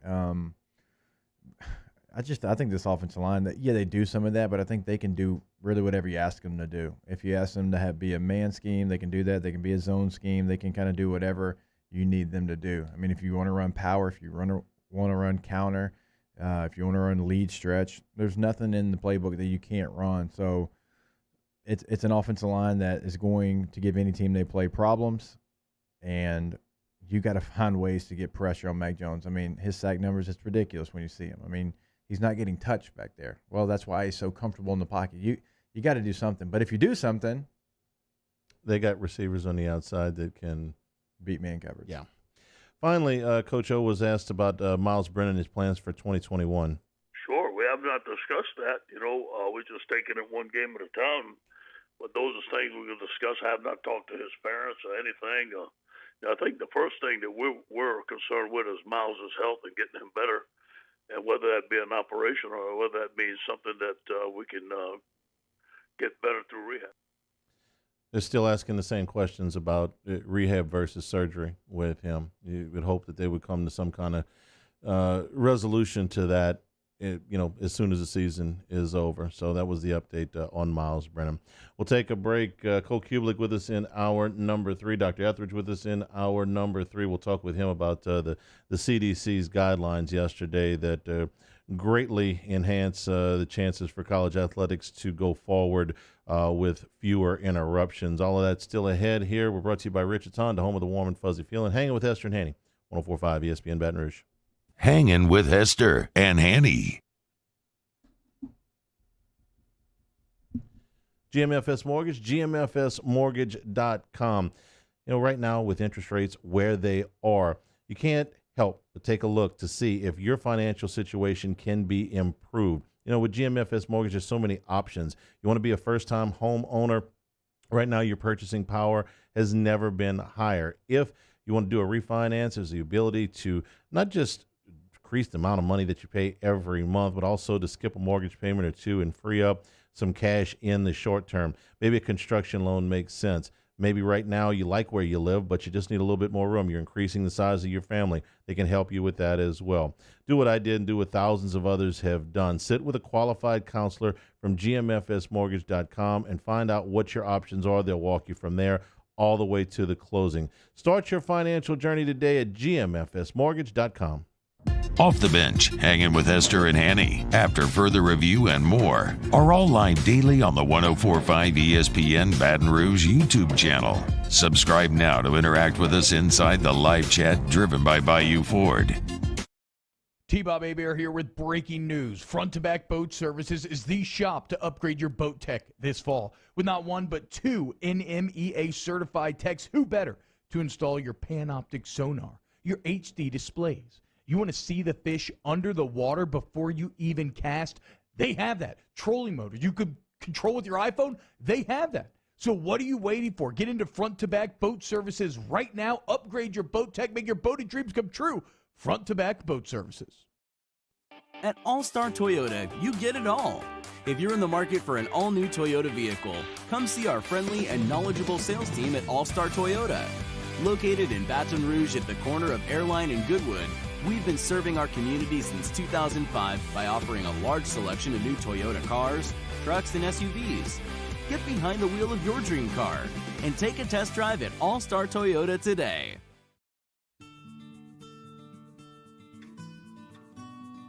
This is a house call. This is a follow-up appointment. This is a diabetes checkup. This isn't just more convenient care, it's more advanced care. This is innovating healthcare at Louisiana's #1 hospital, Ochsner. You may not know about the 4Kids Foundation, but you've probably heard of the Zurich Classic. And the Zurich Classic exists because of 4Kids. But it's what happens after the tournament that really counts. 100% of the proceeds are donated by the 4Kids Foundation to hundreds of local charities, totaling more than $40 million, all to help local children and families in need. 4Kids helps kids through golf, because every child deserves a shot at a brighter future. I've been doing business with Luba for 25 years. They're dependable, trustworthy. It's just the attention to detail with our clients. Our folks have years and years of experience. They're highly trained professionals, but many companies have that asset. What I'd like to think makes Luba a bit different is that we use those talents in a way that truly is dedicated to serving the needs of the folks who depend on us. Gulf Coast Bank and Trust is a local bank with a straightforward philosophy. It's about doing the right thing for our customers. Participating in our community with annual local fundraisers. Offering individual attention in a modern banking atmosphere with a trusted local company. Gulf Coast Bank invested in technology with a local touch, giving our customers the power to bank anywhere, anytime. We're building relationships through personal service as the bank that cares about you. Gulf Coast Bank and Trust, the bank that cares about you. Hey, it's Matt Moscona inviting you to join us for Wednesday's Hump Day AFR presented by Plucker. So how much has the Saints offense changed with Taysom Hill? Danny Heifetz of The Ringer broke it down. He joins us. Join us as well, 3 to 6. 104.5 ESPN Baton Rouge.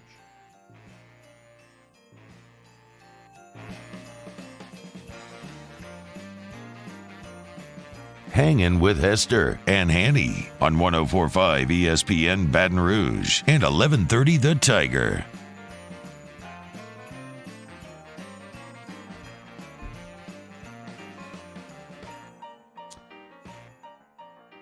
Back here, hanging with Hester and Hanny, 104.5 ESPN Baton Rouge. We've gotten some questions about Skip Bertman. I just got a text that Skip's in the hospital, but he does not have COVID. He's got a different kind of virus that is in his stomach.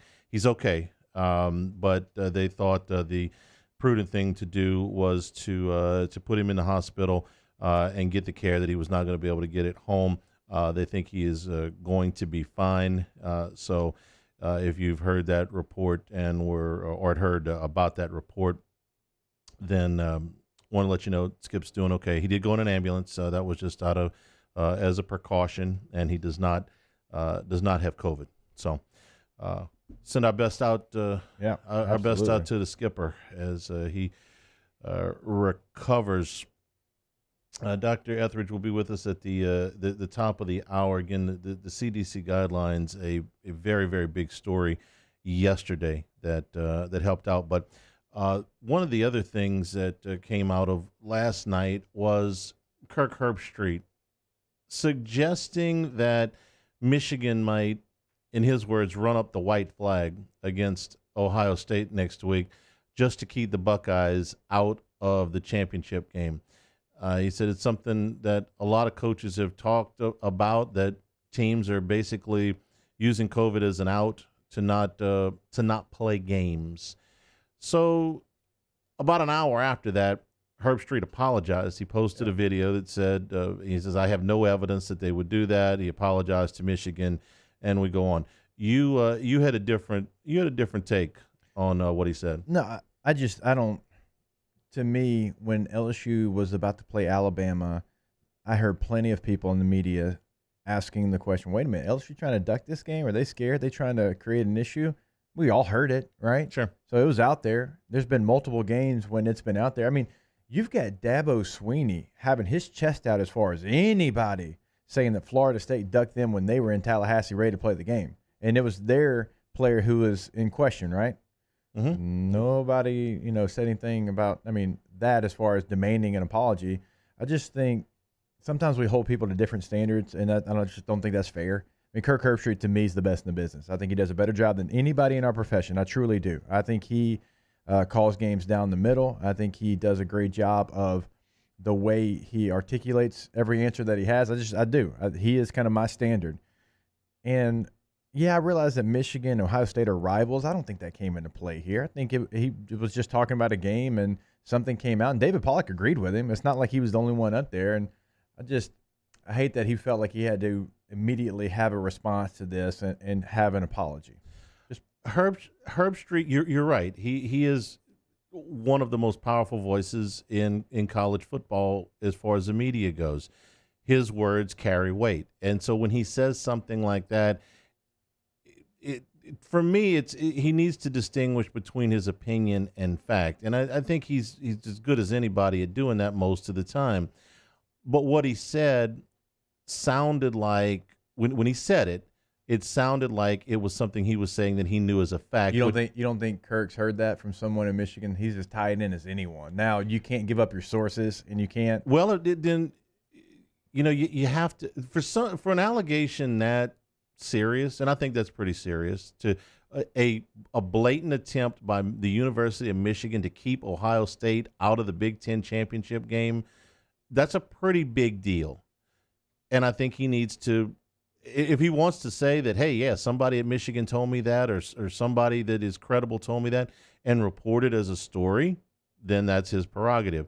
If it's just his opinion, which he's got a very weighty opinion in college football. His opinion matters. He is an influencer. We use that word a lot now, right? He's an influencer. Herbstreit says something on game day, and a lot of people will take it as fact because he is so well connected. By the way, Michigan-Maryland got canceled today. 3. we had 2. That's 3. Still Wednesday. I think he needed to differentiate between if he was reporting that as fact or he was giving that as his opinion.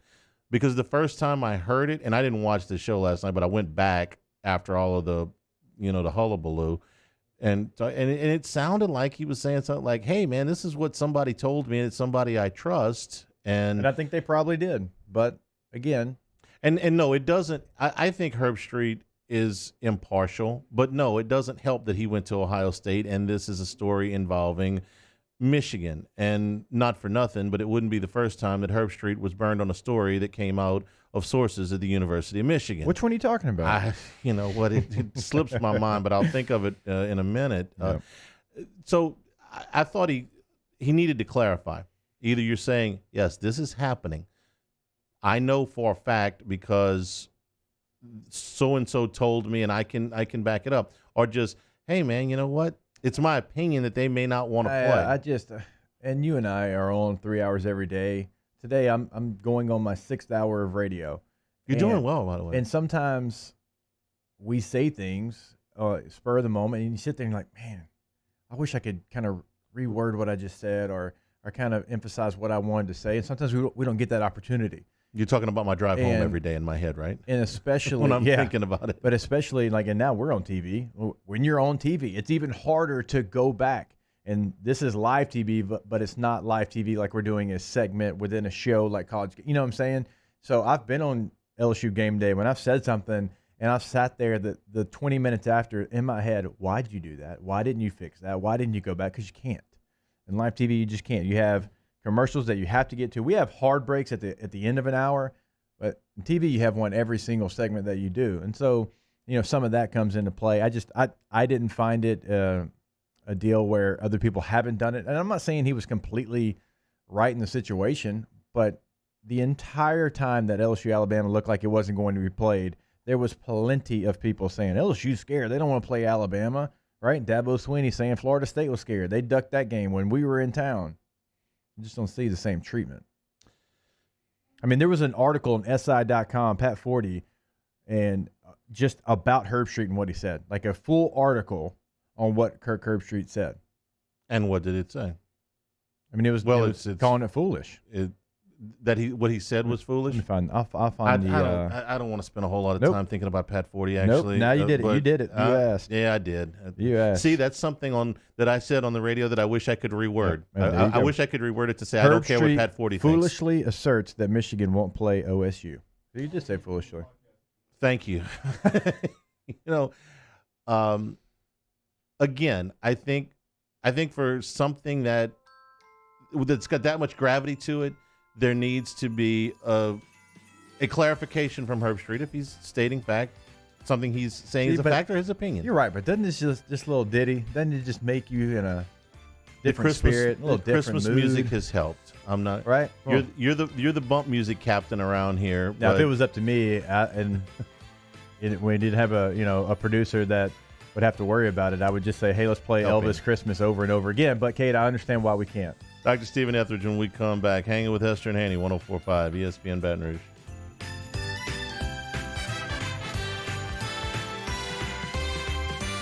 Hangin' with Hester and Hanny. This isn't just another day. It's so much more. Kelly's life was put on hold when her auctioneer primary care doctor discovered a rare blood disorder. Her doctor connected her to an auctioneer care team of cancer, heart, and kidney specialists. With multiple primary care locations around Baton Rouge, same-day appointments, and online scheduling, we're relentless about keeping you healthy. Auctioneer Baton Rouge, innovating healthcare for Kelly. Gulf Coast Bank and Trust is a local bank with a straightforward philosophy. It's about doing the right thing for our customers. Participating in our community with annual local fundraisers. Offering individual attention in a modern banking atmosphere with a trusted local company. Gulf Coast Bank invested in technology with a local touch, giving our customers the power to bank anywhere, anytime. We're building relationships through personal service as the bank that cares about you. Gulf Coast Bank and Trust, the bank that cares about you. Are you a licensed contractor? There's lots of good contractors in Louisiana doing work the right way, but unfortunately, too many unlicensed contractors are working outside the licensing requirements. Working as a contractor in Louisiana requires a license for the company doing the work. The Louisiana State Licensing Board for Contractors wants to help you get licensed to allow you to conduct work legally. It's not difficult to get the license. We can help you. Go to lacontractor.org for more information. Licensed contractors, it's the law. If I built a van, it would do more than haul. It would carry my entire business. I'd make it available in dozens, if not thousands of configurations. It would keep an eye on my fleet. And an eye out for danger. If I built a van, I'd make it available in diesel and gas. And I'd build it right here in South Carolina. Introducing the all-new Sprinter, starting at $33,790. Built in the USA. Mercedes-Benz. Vans. Born to run. Gulf Coast Office Products is a nationally recognized Savin office equipment dealer based right here in Louisiana. Over 100 employees strong, Gulf Coast has the boots on the ground to support all vertical markets, from education, engineering, legal, and finance. With the latest in office technology, from desktop to production segment units, Gulf Coast and Savin have the perfect fit for you. Call 225-756-2644. That's 756-2644 for Gulf Coast Office Products. Service Master Elite create clean, disinfected work environments. As a local business, we take pride in serving the New Orleans and Baton Rouge areas. Our cleaning protocols follow CDC and OSHA standards for healthcare settings, offices, senior living, restaurants, and industrial plants. Contact Service Master Elite to get your operation ready for reopening with germ disinfection cleaning. Service Master Elite, the trusted choice in professional cleaning since 1996. To all of our heroes working on the front lines of this COVID-19 pandemic, your bravery and selflessness represent the very best of us, and we want to say thank you. I'm asking everyone around the state to join me in celebrating the heroism of our healthcare professionals on the 19th of every month at 1900 hours, that's 7 p.m. Write a note of appreciation, make plans to donate to charitable organizations, or say a prayer. To learn more, visit 19thanks.org. Thank you, and God bless. T-Bob Hebert here with breaking news. Front to Back Boat Services is the shop to upgrade your boat tech this fall. With not one but two NMEA certified techs, who better to install your Panoptic sonar, your HD displays. You want to see the fish under the water before you even cast? They have that. Trolling motor you could control with your iPhone? They have that. So what are you waiting for? Get into Front to Back Boat Services right now. Upgrade your boat tech. Make your boating dreams come true. Front to Back Boat Services.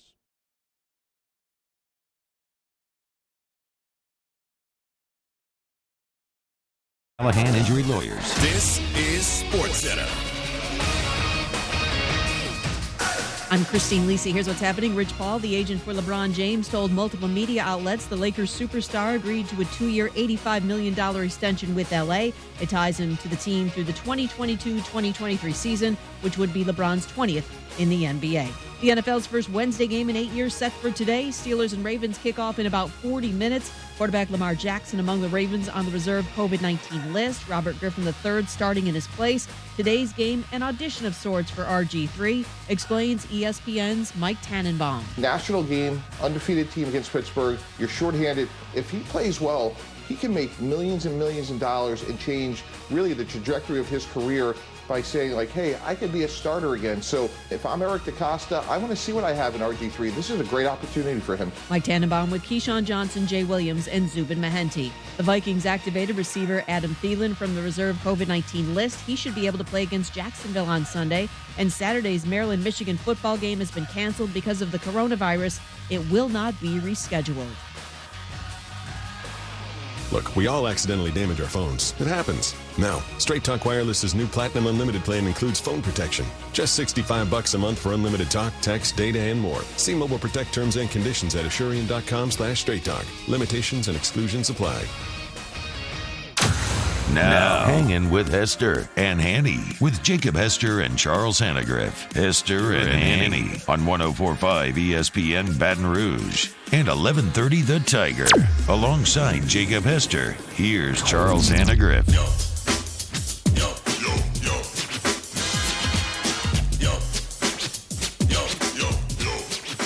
Hour number 3, Hanging with Hester and Hanny, presented by Richard Sonda, home of the warm and fuzzy feeling. Dr. Stephen Etheredge with us here to open up hour number 3. What did I say earlier in the show? Hester said, hey, only 2 games have been canceled so far. And since I said that, 3 more games have been canceled for the weekend. You opened your mouth. I did.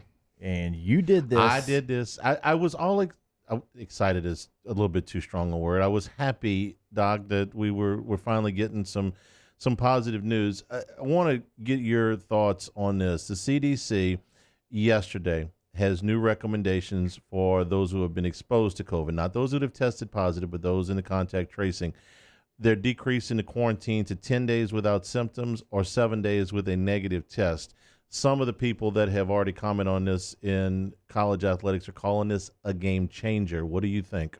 Well, I think this is good news. This is something, I think a couple weeks back we were talking about this, and some of the stuff we've actually been communicating with what we've seen with our quarantines, with our data, is that, if people are exposed, we are expecting them to become positive quicker than 2 weeks. So I think while we still have to go through the channels, this is going to have to go before the individual conferences, and the presidents will have to vote on it, and all the normal stuff that we have to go through. I foresee a scenario where we will probably adopt this in sports, and so that does help a lot. It's still going to raise problems. You're still looking at, if you're exposed, you've still got to sit for a minimum of a week. But in most scenarios, an exposed player who's negative, we will probably be looking at a week if we're in season. So that's a lot more manageable than 14 days. I think we both fully expect the SEC to be out in front of this and to try to adopt this as quick as they can. Yeah, for sure. I mean, I think this is something that if you look at where we've been on this as a conference, the ACC, and honestly, I'll give the ACC and the SEC. I think both have been out there on this. I think both our conferences were kind of in the front. I think the SEC especially, and we've I like to say we've led the way on this in a positive way. These are things that are guidelines that are coming from the CDC. So this isn't something we're just pulling out of our hat either. Right. But I think this is something we'll hopefully be adopting very quickly. With I hate to ask you about basketball, but I'm going to, because there was a thought that there's no way they're going to be able to finish college basketball season with the prior contact tracing rules. So you do this. What odds does this? How much does this increase the chances that they're going to be able to go with a more normal schedule? And then with the vaccine that is beginning to be released in limited distribution for the most at need. Is it realistic that between those two things that we could get a college basketball season to the end and we're getting closer to where we need to be? I think it's very realistic. I was in that kind of pessimistic group, just a couple weeks ago, just saying, gosh, with the way these contact tracing are going to, and especially the thing that we've talked about some is we don't know how long you're going to be immune, but we have a lot of athletes that have had it. And the problem is, they'll come into contact with somebody, they won't get it because they're immune, but they have to keep going back into quarantine. And you don't want anybody to get this virus, of course. So I don't want to be misinterpreted on that. But when somebody gets it, we at least know that for the next 90 days, at least by the current rules, that we don't have to worry about losing that athlete for any kind of competition. Whereas once they've had it, you're kind of constantly exposed. And look, we can't help but eventually get exposed to somebody. We all are going to have that. I mean, outside of this bubble scenario, which I just think is, the NBA was able to do it, NHL was able to do it. That's great. I don't think it's realistic in college sports. It's just there's too many moving parts and pieces, too many players, too much money to do it. And when you especially consider these programs are losing money left and right. So I think with these changes, I think this does help us a lot. I think the vaccine, I think it's going to help. We'll have to see how quickly it gets out there and how much confidence that gives everybody. But I think these are some things that I would say are going in that positive good news column. All right, so let's talk about the vaccine real quick. I saw 96% effective today. So first I want to kind of ask you what that means, and is that a good percentage when it comes to a vaccine? And then how long does it normally take to get that vaccine to the masses? Because we know they're going to prioritize who gets it first, which is great. But how long does that process usually take? Well, I think this is normal is going to be a tough thing, because what is normal in a pandemic? We haven't seen one in 100 years. And on the one hand, it's been that long, but on the other hand, we're so much more capable now. But at the same time, you want to make sure these vaccines are safe. You want to make sure that you're not, giving up quality for quantity here. You don't want to risk contamination, all the other things. So they're going to try and do it the right way. I think, realistically, it's going to take a little bit of time for the population to get it. Like you said, they're going to probably start with the hospitals, the elderly population, particularly the nursing home population, the people who work with those individuals, and then it's going to trickle down. So, I wouldn't quote myself on this, but we're probably looking at least a few months to really have a high number of the vaccines available. So, maybe early spring if we're really, really lucky, but it might take a good bit longer. And the effectiveness, what we're seeing is that people are displaying an immune response, that they are showing that the body does accept the vaccine and that it does create antibodies. Now, what does that mean real world? That we don't know. Let's just say it works great. Let's just say that I get the vaccine. After a couple of weeks, my body builds antibodies, and I can go around whoever I want and let them cough in my face and be fine. Well, that's great, but is that going to last for a month? Is that going to last for 6 months, a year, for a lifetime? Those are things we still have to figure out. But I think just the fact that it seems to be safe, that all the tests thus far look good, that it shows that the body responds the way it's supposed to. I think right now that 96% is a really good number, and that's, it's the best we can hope for. But I still would also be cautious. I wouldn't mean like, hey, let's do anything reckless here. Yeah. Let me ask you a non-COVID question. This is more for your brethren in the league, because LSU hasn't played to the 10 games yet. But when they put the schedule out, it was like, man, 10 SEC games is going to be a real haul. It's going to be tough on rosters. It's going to be tough on guys just for regular injuries. Now that we can see the end from here, has that been the case?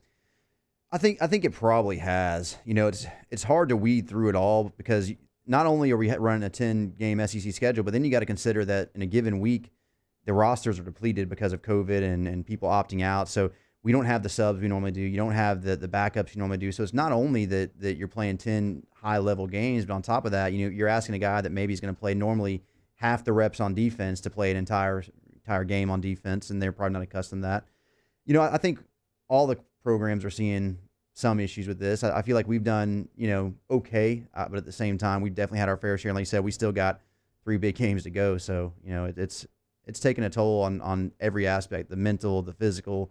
I mean, everybody's just worn out right now.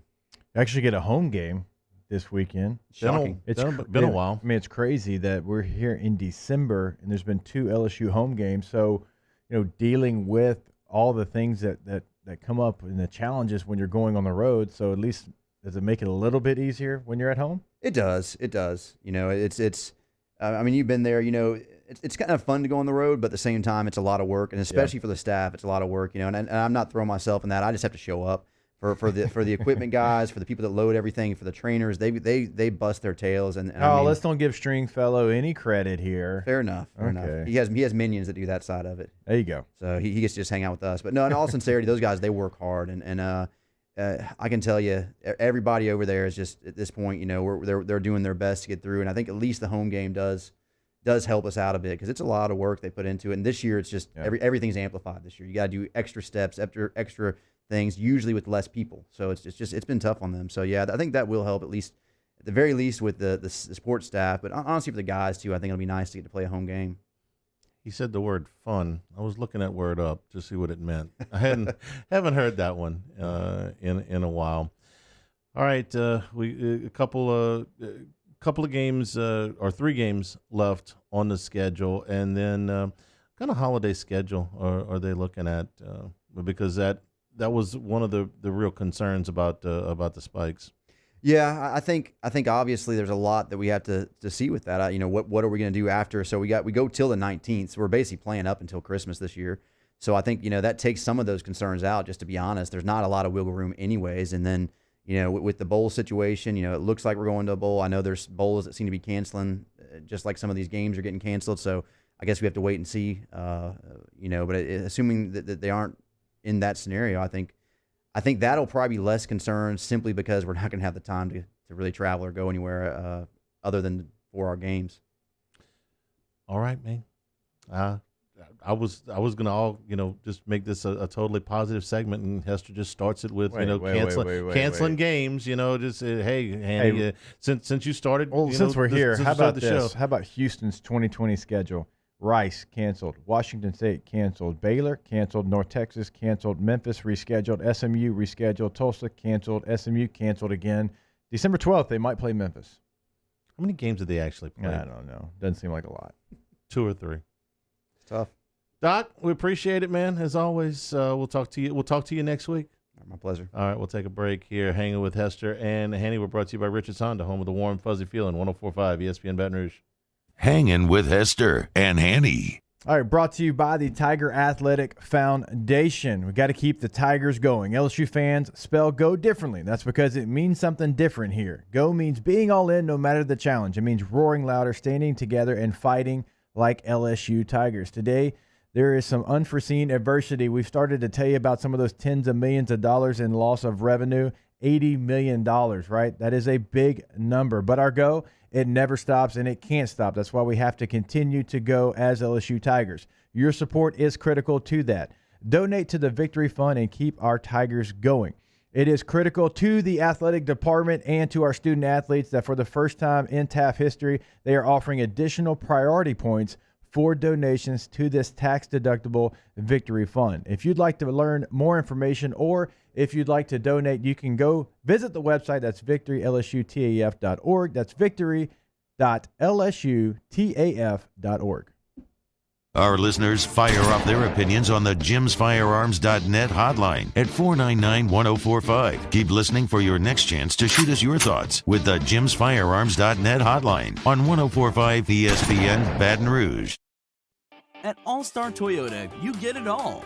If you're in the market for an all-new Toyota vehicle, come see our friendly and knowledgeable sales team at All-Star Toyota. Located in Baton Rouge at the corner of Airline and Goodwood, we've been serving our community since 2005 by offering a large selection of new Toyota cars, trucks, and SUVs. Get behind the wheel of your dream car and take a test drive at All-Star Toyota today. They are exactly the same. They're identical. Actually, they're not. Has2 also has antioxidant vitamin C. Antioxidant. Then we'll take Has2. Given the choice, why wouldn't you choose the one with antioxidant vitamin C? Choose Vizzy Hard Seltzer. Gulf Coast Office Products is a nationally recognized Savin office equipment dealer based right here in Louisiana. Over 100 employees strong, Gulf Coast has the boots on the ground to support all vertical markets, from education, engineering, legal, and finance. With the latest in office technology, from desktop to production segment units, Gulf Coast and Savin have the perfect fit for you. Call 225-756-2644. That's 756-2644 for Gulf Coast Office Products. Are you a licensed contractor? There's lots of good contractors in Louisiana doing work the right way, but unfortunately, too many unlicensed contractors are working outside the licensing requirements. Working as a contractor in Louisiana requires a license for the company doing the work. The Louisiana State Licensing Board for Contractors wants to help you get licensed to allow you to conduct work legally. It's not difficult to get the license. We can help you. Go to lacontractor.org for more information. Licensed contractors, it's the law. This is a house call. This is a follow-up appointment. This is a diabetes checkup. This isn't just more convenient care, it's more advanced care. This is innovating healthcare at Louisiana's #1 hospital, Auctioner. You may not know about the 4Kids Foundation, but you've probably heard of the Zurich Classic. And the Zurich Classic exists because of 4Kids. But it's what happens after the tournament that really counts. 100% of the proceeds are donated by the 4Kids Foundation to hundreds of local charities, totaling more than $40 million, all to help local children and families in need. 4Kids helps kids through golf, because every child deserves a shot at a brighter future. Toyotathon is happening now at Corval Toyota in Opelousas. Get a 20 Highlander for $4,600 off of MSRP. So come on down to Happy Town for Toyotathon. That's Corval Toyota in Opelousas. Happy Town, USA. It's a Wednesday edition of Jimmy Ott's Game Time, live from the City Slice Pints and Pizza. Andy Isco of VegasInsiders.com joins the show as we get ready for the weekend's action. Join us at 6 p.m. on 104.5 ESPN Baton Rouge.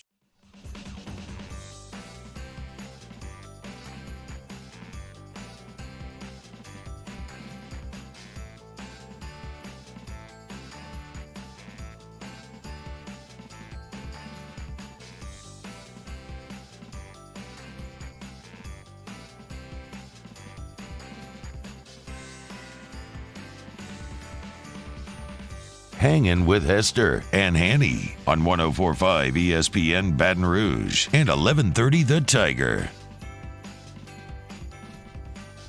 We're brought to you in part by Louisiana Health and Injury Centers. 4 locations helping you deal with pain. Maybe you've been in an auto accident, you had a sports injury that's flaring up, or sometimes just getting a little bit older and things start to hurt, discs, muscle and ligament strains, neck or back discomfort.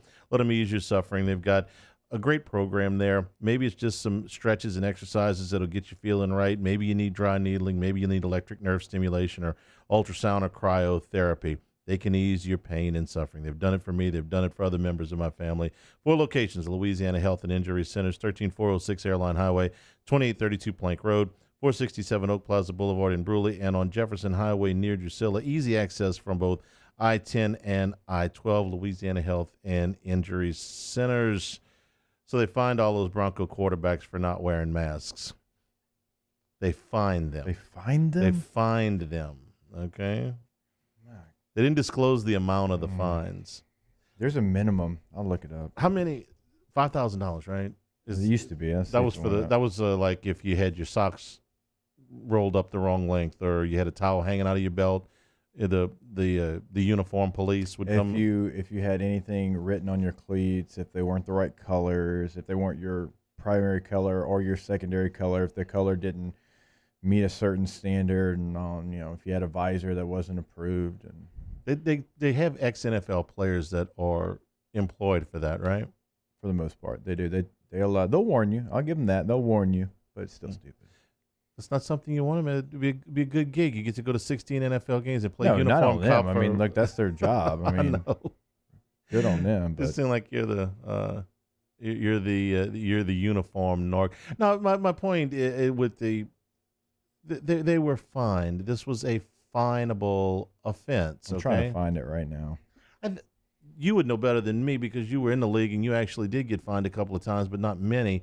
But I can remember seeing $5,000 sounds like the right number. But people get fined every week in the league. Somebody gets fined for something, right?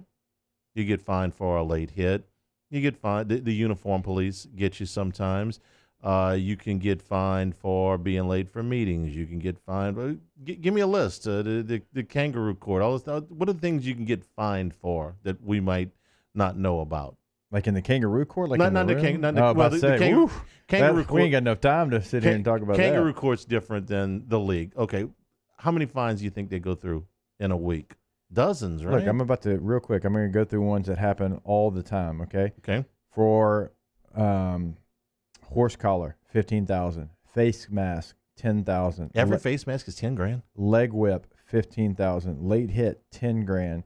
Use of helmet, spearing or launching, $20,000. Hit on a defenseless player, $15,000.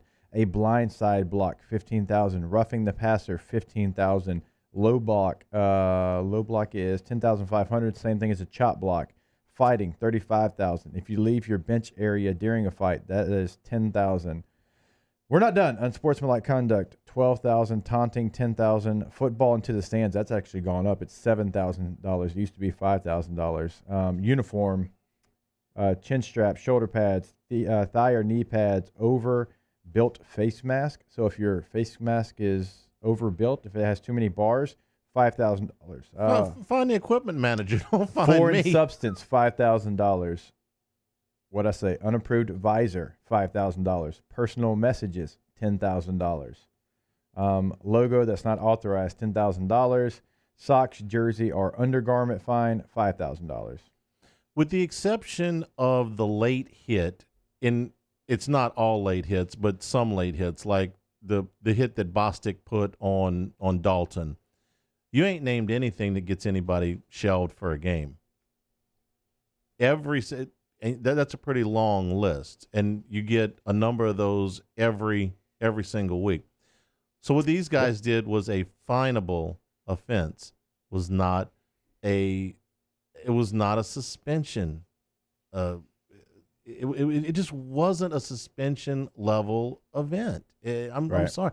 If what the Titans did wasn't a suspension level event, then this wasn't either. They really aggravated me, and I hope I've got some credibility here because it benefited the team that I root for, and I still think it was BS. Right. That they made all of these guys sit out and made the Broncos look like just really put everybody in the organization in a bad spot for something that they deemed a finable offense. Isn't missing the game punishable enough because you miss a game check there, right? Because it's technically for the players themselves. I'm talking about for the organization. Yeah. Okay, you had 3 guys out of 53 on the roster. Mm-hmm.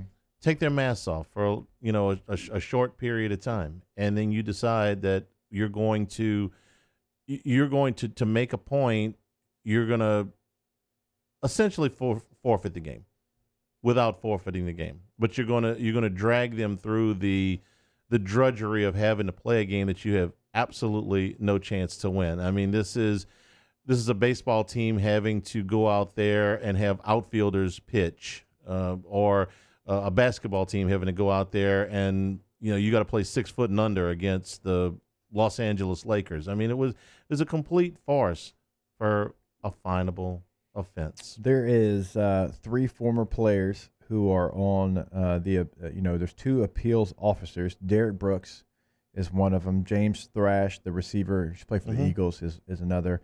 One of my former teammates, John Runyon, NFL Vice President of Policy and Rules Administration. So I guess he's the head honcho over there. I still can't get past the fact that they over what I would consider given all of the protocols, a fairly minor breach of protocol. that they did this? I don't know. Yeah, they did change. So they did change kind of where the money goes. I know it used to go to charity because if you got fined, are they keeping it now? Well, no, they're not. If you got fined, you were able to write that off actually because they gave the money to charity. Now, this is actually something that's actually pretty cool that the NFL and NFLPA did. With the new CBA, all the money collected from fines goes to programs for former players. Fine money does not go to the NFL. You would know that it's tax deductible.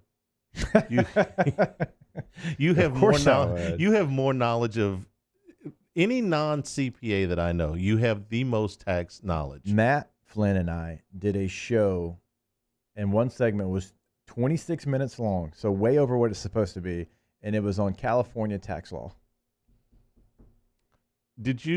Were you self-taught, or did you go to some seminar somewhere? Because, I mean, a little bit of both. Okay. A little bit of both. I mean, there are people that you can pay to do this for you. They do this for a living. Yeah, but I don't want to be that guy that's like, no, you didn't want to pay. You didn't want to pay. No, dude, I have a CPA. She's fantastic, by the way. Okay. But I didn't want to be that guy correcting her work? No, no. But I don't want to be that guy that was surprised, and I want to understand where my money's going and who's taking it out. And no, it's smart. I mean, you're really, really diligent about tax code. Paid a lot of taxes in California. If only you'd been drafted by the Seahawks. Might not. No, I don't know. I don't know. What's the most advantageous team to be? Jacksonville. No state income tax in Florida, and it's a cheap community. I've always thought there should always be a stipend for guys that have to play in California, opposed to okay, for instance, $500,000 in San Diego doesn't get you a place that is. It's a really nice studio apartment, right? It's honestly it's a 1-bedroom, 1.5 bath condo. Okay, well in New Orleans for $500,000 I can go get a pretty big house. Okay, so I've always kind of thought Green Bay, Wisconsin, $500,000. It's going to get me the biggest one on the block. How far do you want to commute in San Diego, right? Right, and so I've always thought they should maybe help those players out a little bit. Well, maybe they are. Maybe the price of playing for Jacksonville, that you have to be on that really crappy team and that crappy organization is that the cost of living is lower and there's no state income taxes. That would be the lowest cost of a living city outside of Green Bay, but there's state income tax in Wisconsin. So the Jaguars, the Jaguars won something. Right. We found it. I have no doubt that you have researched this totally. Cole Cubelic when we come back. Hanging with Hester and Hanny, 104.5 ESPN Baton Rouge. Hanging with Hester and Hanny. We opened up the playbook and expanded our coverage. Listen daily in high definition on 98.1 HD2. We are 104.5 ESPN Baton Rouge. At All-Star Toyota, you get it all. If you're in the market for an all-new Toyota vehicle, come see our friendly and knowledgeable sales team at All-Star Toyota. Located in Baton Rouge at the corner of Airline and Goodwood, we've been serving our community since 2005 by offering a large selection of new Toyota cars, trucks, and SUVs. Get behind the wheel of your dream car and take a test drive at All-Star Toyota today. I've been doing business with Luba for 25 years. They're dependable, trustworthy. It's just the attention to detail with our clients. Our folks have years and years of experience. They're highly trained professionals. But many companies have that asset. What I'd like to think makes Luba a bit different is that we use those talents in a way that truly is dedicated to serving the needs of the folks who depend on us. Gulf Coast Bank and Trust is a local bank with a straightforward philosophy. It's about doing the right thing for our customers. Participating in our community with annual local fundraisers. Offering individual attention in a modern banking atmosphere with a trusted local company. Gulf Coast Bank invested in technology with a local touch, giving our customers the power to bank anywhere, anytime. We're building relationships through personal service as the bank that cares about you. Gulf Coast Bank and Trust, the bank that cares about you. This isn't just another day. It's so much more. Kelly's life was put on hold when her auctioneer primary care doctor discovered a rare blood disorder. Her doctor connected her to an Auctioner care team of cancer, heart, and kidney specialists. With multiple primary care locations around Baton Rouge, same-day appointments, and online scheduling, we're relentless about keeping you healthy. Auctioner Baton Rouge, innovating healthcare for Kelly.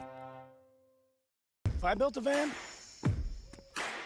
it would do more than haul. It would carry my entire business. I'd make it available in dozens. Make that thousands of configurations. It would keep an eye on my fleet. And an eye out for danger. If I built a van, I'd make it available in diesel and gas. And I'd build it right here in South Carolina. Introducing the all-new Sprinter, starting at $33,790. Built in the USA. Mercedes-Benz. Vans. Born to run.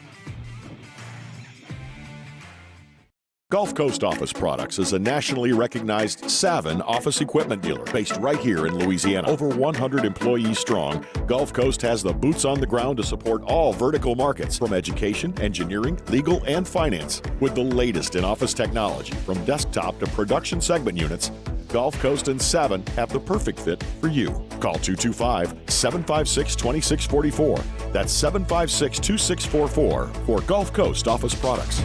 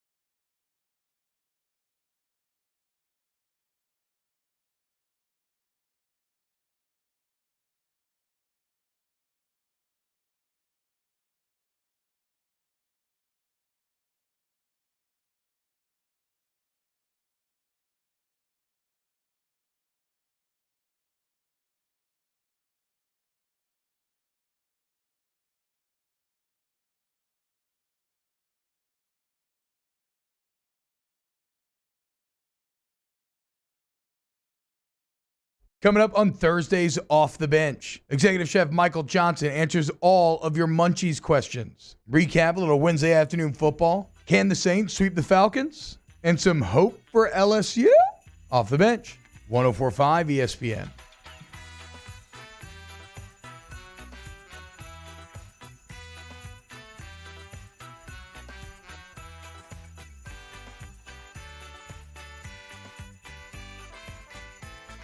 Hangin' with Hester and Hanny on 104.5 ESPN Baton Rouge and 1130 The Tiger. And we're brought to you by Richards Honda, home of the warm and fuzzy feeling. Doesn't look real warm in Pittsburgh, where they're about to kick off on a Wednesday afternoon. You know, in baseball, they call this a businessman special. This is just flat out odd to see an NFL game kicking off right now. I'm pretty sure our next guest, Cole Cubelic, is a Steelers fan, so we got to try to hurry up so he can go watch the game, right? Cole, Steelers fan? Steelers fan, yeah. Actually filling in for Mark Packer today, 3 to 6 on Sirius Channel 84. So I'll be trying to keep an eye on it, but yeah, it's going to be a little bit strange. Yeah, it is strange to be hosting a show starting at 3:00 and you've got an NFL football game on a Wednesday going on. But that's kind of what 2020 is. Cole, I want to have you on because LSU's offensive line absolutely struggled against Texas A&M, and there was some quotes and some different things when you do the film breakdown that just make me kind of scratch my head. And Liam Shanahan and Ed Ingram talked about their struggles, and they said A&M broke tendencies with their pressure, giving the Tigers major issues. This is a copycat league, so it could happen again versus Alabama. They were reading our signals, switching their defense to what we were doing. And to me, when I see that quote, it's troublesome because you should be able to adjust to what they're doing. If you had a game plan and they start to do something different on defense, well, you have to adjust on offense. And there were so many times in slide protection, which really is kind of a fix-all. If you're in trouble, you typically will use slide protection, that it just wasn't working. You had 4 guys doing one thing, another kind of being out there on his own, and here comes a free release guy. So there's issues all over the board right now with this LSU offensive line. I mean, the reason it's called protection is to protect the quarterback. It's not protection versus a certain amount of things. And I mean, I never went into a game expecting to only see what I had seen on film. Everybody's going to adjust. Everybody's going to add and subtract. And even like you said, some of the quotes coming out about things that you've had problems with, I would always anticipate seeing those again. I mean, I don't know why any team would see if we struggled with twists or if we struggled with some sort of double A-gap blitz that the next team wasn't going to try to put it in. I saw some recognition issues. And Right.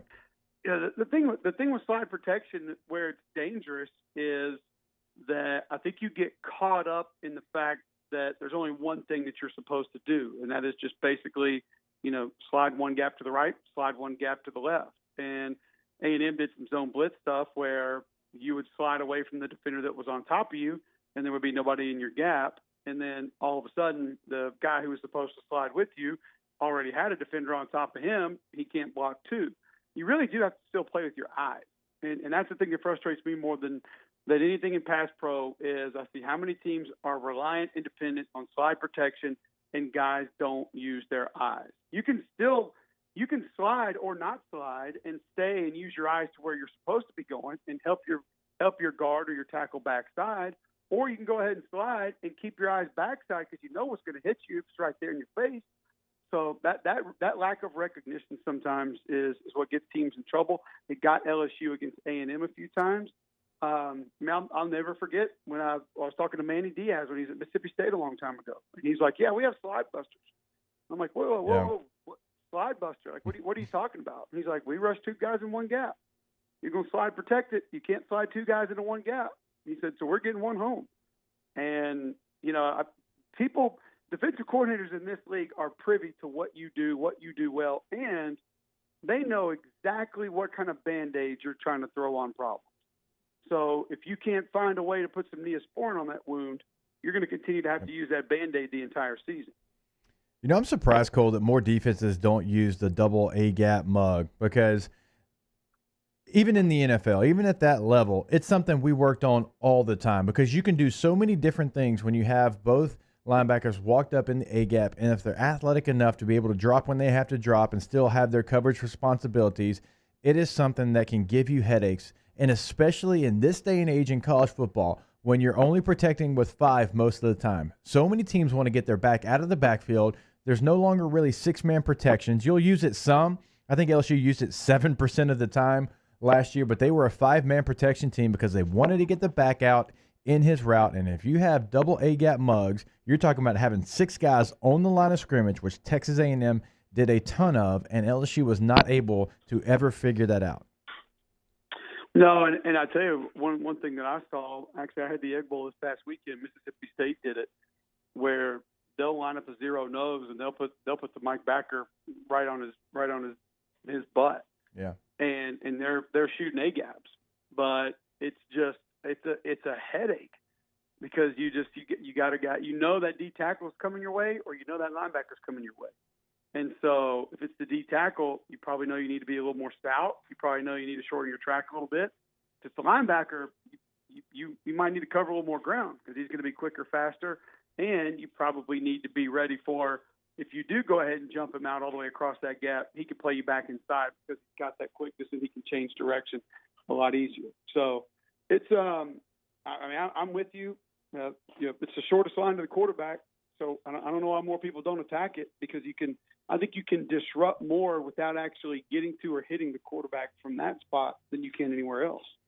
All right, so if you're LSU and you're trying to figure out a way to block Alabama, and obviously we know the kind of horses they have up front, what do you think LSU can do? Because it just seems like there's a disconnect, and you've got a freshman quarterback back there, and not a lot of times will I make my quarterback decision based on, who's more athletic, but right now it seems like maybe Max Johnson's the better option just because you almost expect for guys to be coming off the edge or up the middle, and he can maybe get away from them a little bit better. That's unfortunately kind of where we're at.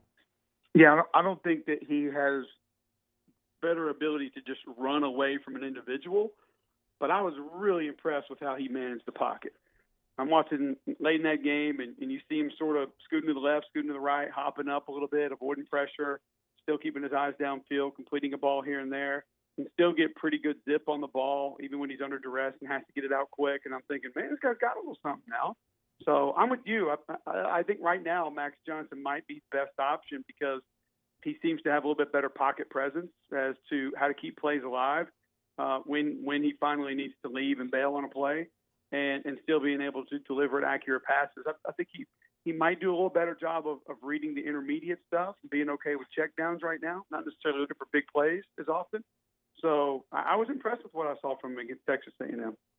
All right, before we let you go, I do want to ask you a question about Texas A&M, obviously the other team in this game, because everything they did right on defense went wrong for them on offense. Kellen Mond he was bad. Let's call it like it is, 11-34. He did not look like the guy that he had looked like most of the year. They were the best third down team in the country coming in. They were 2 of 16 on third down. It wasn't a performance that impressed anyone looking at the college football playoff rankings, although they still kind of sit where they're at right now. Is this an outliner because they were rusty, 21 days off, the weather played a factor, or is this a real troublesome game for Texas A&M moving forward? Yeah, I don't think I would put it all on the break, because look at how Florida came off their break. Look at Alabama. They put 60 on Kentucky, or beat them by 60 coming off of there. Even LSU beat Arkansas off their 21-day break. Yeah, so most of these teams are actually looking pretty good coming off extended time off. I just think it was a little bit of a rusty performance by the quarterback. Offensive line just kind of didn't get things going the way that they had them going earlier in the season. Maybe it's a bit of a wake-up call for them down the stretch. You know, they get a pretty good Auburn team that I think the advantage that A&M has this week is probably up front on both sides of the ball. Auburn front on defense has not been great. Colby Wooten's been nice down the stretch, but, you know, across the board, they haven't been dominant by any stretch of the imagination. And the Auburn offensive line is kind of a patchwork group right now. Bardarius Ham's banged up. Alec Jackson's going to be out. You don't know the status of Austin Troxell just yet. So that D-line's got a chance to do some real damage again against a quarterback who hasn't been super confident staying in the pocket this season. So I think A&M still has a chance to do some special things, but there were probably a couple of the warts were shown by that LSU team as far as what you can do to have some success, or at least limit A&M success. All right, real quick, are you doing Pack's show for 3 hours Han Solo by yourself? Han Solo. Oof. It's a good audience, though. I like this audience. You get a lot of callers. They're opinionated. It's a very educated audience. Unlike some other radio that I do. All right. I'll be tuned in there on Channel 84. I appreciate you hopping on, knowing you having that coming up here, you know, in only a couple of minutes. I appreciate it, Cole. Always a pleasure, brother. Sounds good, Jacob. Talk to you soon. All right, there he is, Cole Cubelic of the SEC Network and ESPN. Let me tell you something. That is a show that moves. I've done that show before as a co-host and you know, been the host of it with someone else to talk to. Yeah, that's one that moves pretty fast because it's a very caller-driven show, and they go across the landscape, not just, you know, pigeonholed into one team. So I appreciate my man Cole Cubelic coming on. I mean, he's doing that for 3 hours. His favorite team is playing on a Wednesday right in the middle of the afternoon, and he still hopped on with us. So I appreciate that NBC is putting the Sunday Night Football graphic up on Wednesday afternoon. Yeah. You know, why go build another graphic? We're only going to use it once. RG3 getting the start for Baltimore. They're kicking off. They have kicked off there in Pittsburgh. Ask Us is next in the Bayou Ford chat. We will do that when we return. Hanging with Hester and Hanny, 104.5 ESPN Baton Rouge. Hanging with Hester and Hanny. Saints coverage, Chiefs, Cowboys, Thursday night, Sunday night, and Monday night football. From the opening kickoff to the playoffs and the Super Bowl, the NFL lives on 104.5 ESPN Baton Rouge. Are you a licensed contractor? There's lots of good contractors in Louisiana doing work the right way, but unfortunately, too many unlicensed contractors are working outside the licensing requirements. Working as a contractor in Louisiana requires a license for the company doing the work. The Louisiana State Licensing Board for Contractors wants to help you get licensed to allow you to conduct work legally. It's not difficult to get the license. We can help you. Go to lacontractor.org for more information. Licensed contractors, it's the law. Do you know someone who sets a good example for all of us to follow? Someone who shows leadership, selflessness, and service to their community without being asked? We think that's the definition of a good citizen, and so does Citizens Bank and Trust. If you know someone who exhibits all of these qualifications, nominate them for a Good Citizen Award, and they could receive $500 from Citizens Bank. And we'll recognize them here on the show. Get the details at citizensbankandtrust.com, and then nominate your good citizen.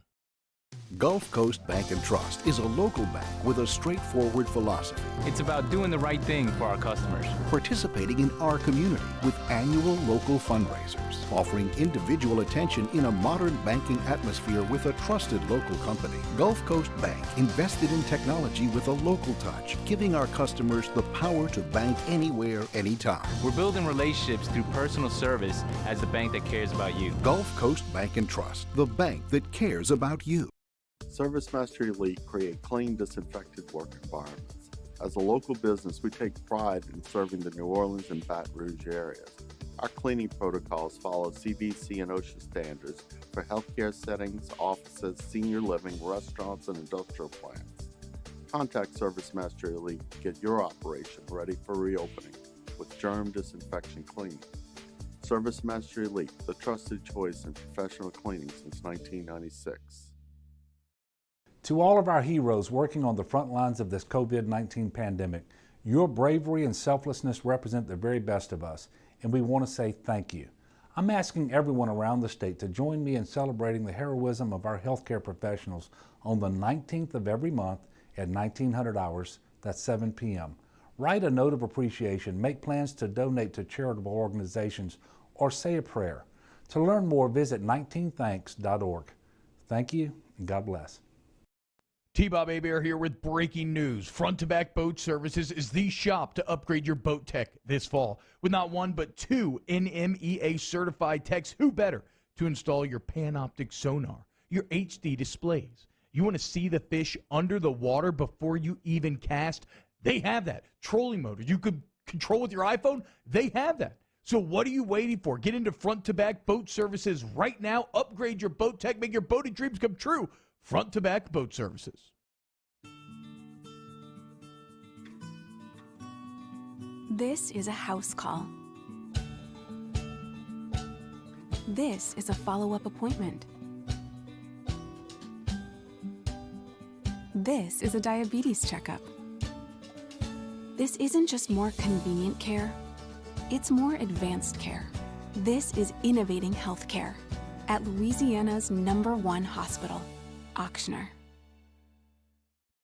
You may not know about the 4Kids Foundation, but you've probably heard of the Zurich Classic. And the Zurich Classic exists because of 4Kids. But it's what happens after the tournament that really counts. 100% of the proceeds are donated by the 4Kids Foundation to hundreds of local charities, totaling more than $40 million, all to help local children and families in need. 4Kids helps kids through golf, because every child deserves a shot at a brighter future. Hey, it's Matt Moscona inviting you to join us for Wednesday's Hump Day AFR presented by Plucker. So how much has the Saints offense changed with Taysom Hill? Danny Heifetz of The Ringer broke it down. He joins us. Join us as well, 3 to 6. 104.5 ESPN Baton Rouge.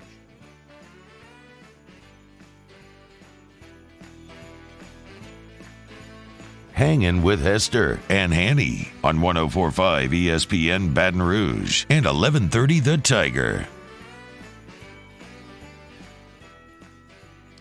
No, this gives us an opportunity for the Wednesday afternoon football.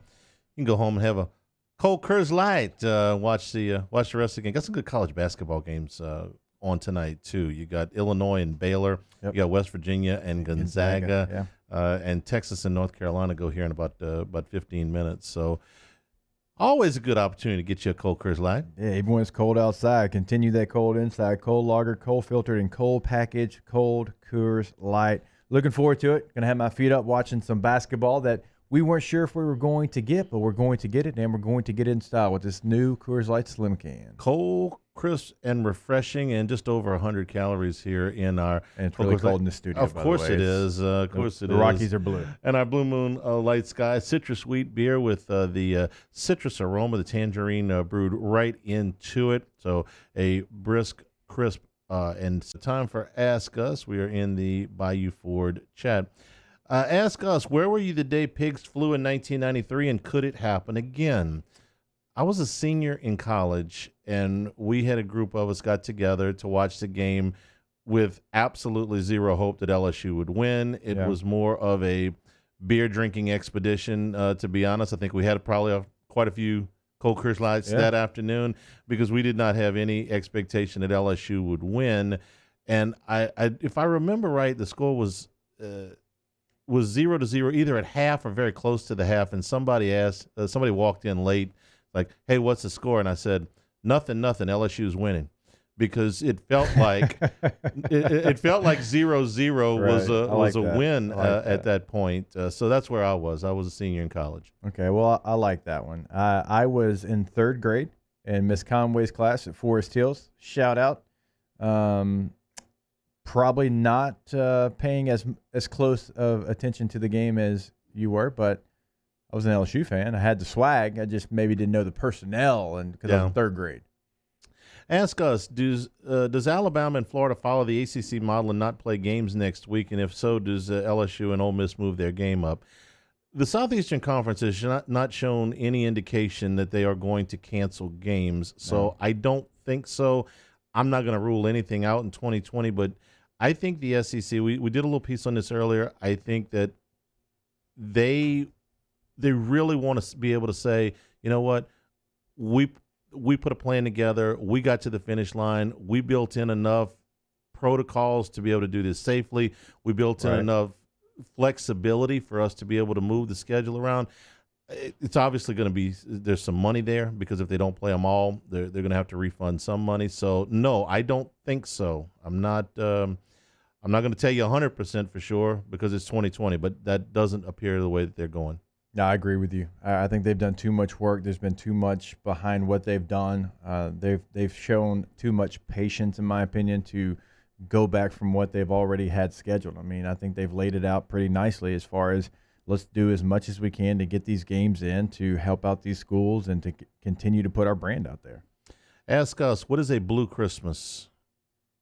The song is my favorite Christmas song. But it is a little bit of a sad song. Yeah. It's it's being blue, being sad, being down in the dumps a little bit. But Elvis is singing it, so it's a hit. Ask us, where are you watching the Pittsburgh-Baltimore game? From the studio. Here. From the studio. Gonna go watch it at home. I got to be back here in a few hours for Tiger Zone, so probably just go home and watch it. Ask us, why did Hanny jinx college football today? Because I'm just a selfish plug. Well, you did. If it was Friday, you probably could have made the statement. You got ahead of yourself. I did. Got a little bit too full. In my defense, I was riding high off the CDC thing and was, in a optimistic mood. And I said, hey, let me throw this stat out there. And it was a thoughtless and careless remark on my part. It'll be one that I wish I could take back. I'm not going to let you live it down. I'm kidding. Let's see. Ask us, how many commitments do you think will fall off, and will the staff adjust to the immediate offensive line need? Lee leaving us high and dry. I don't know. Tristan Lee, I think the last time we talked about it, they think the lean is to Oklahoma. I do expect that there will be 2 or 3 guys that are on this list committed right now, and we saw one drop off yesterday that will be. And remember, those can be LSU could have made that call saying, hey, here's the mutual deal. decision. And we've kind of gone in a different direction. It's not when you see someone decommit, that's not always the player's option. Now, the school typically takes the high road and they allow him to say it was his decision, but they asked him to do it. 2 or 3 is my best guess. Ask Jake, when is the Taysom Hill jersey drawing? Oh, let's have it tomorrow. That sound good? We got all the entries in, so let's have it tomorrow. I was going to do it today at the house, but it's better when we do it on air. I like having the big wheel behind us. Yeah. So we'll have the Taysom Hill drawing tomorrow during this segment. You're going to build the wheel. Yeah, it takes me a long time to build the wheel. There's a lot of entries to it. Ask Cade, how badly do you miss the huddle? I mean, it was nice for a little while.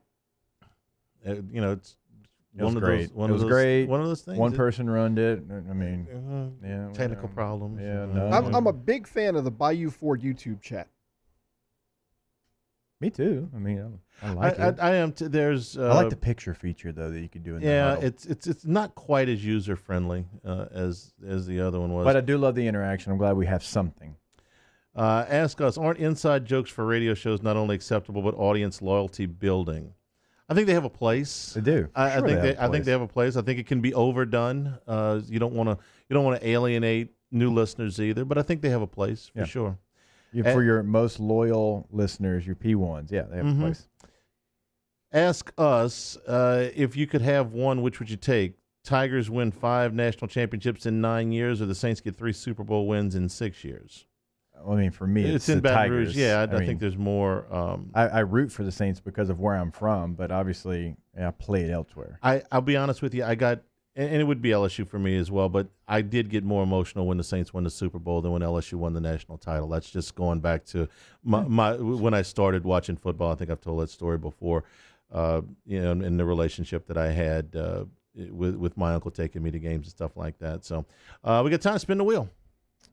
All right. What is the scariest non-horror movie you've ever seen? Scariest non-horror I don't movie. know. I know this had, horror elements to it, but the original Scream. So I was in middle school when it came out. That's a and horror it was movie, suspenseful. though. That's a horror movie. A little bit, but it's it's not like a ghost or a Jason or a Freddy. No, it is. Scream? It was the guy with the mask. Yeah, with but the it was long a face. guy with the mask. I mean, it was almost like Scooby-Doo. You take off the mask, it's a guy. And I remember being in the movie theater and thinking, oh, man, this is getting a little hairy for me. Silence of the Lambs, maybe, Yeah. was a very Hello, suspenseful. Clarice. Right, and one of, if not the best ending of a movie, best last line of a movie ever.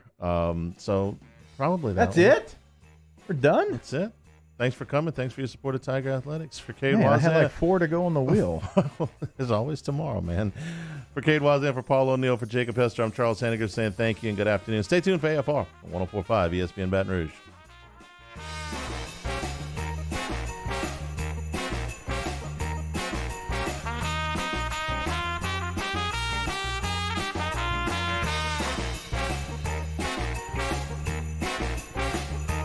Hangin' with Hester and Hanny. Are you a licensed contractor? There's lots of good contractors in Louisiana doing work the right way, but unfortunately, too many unlicensed contractors are working outside the licensing requirements. Working as a contractor in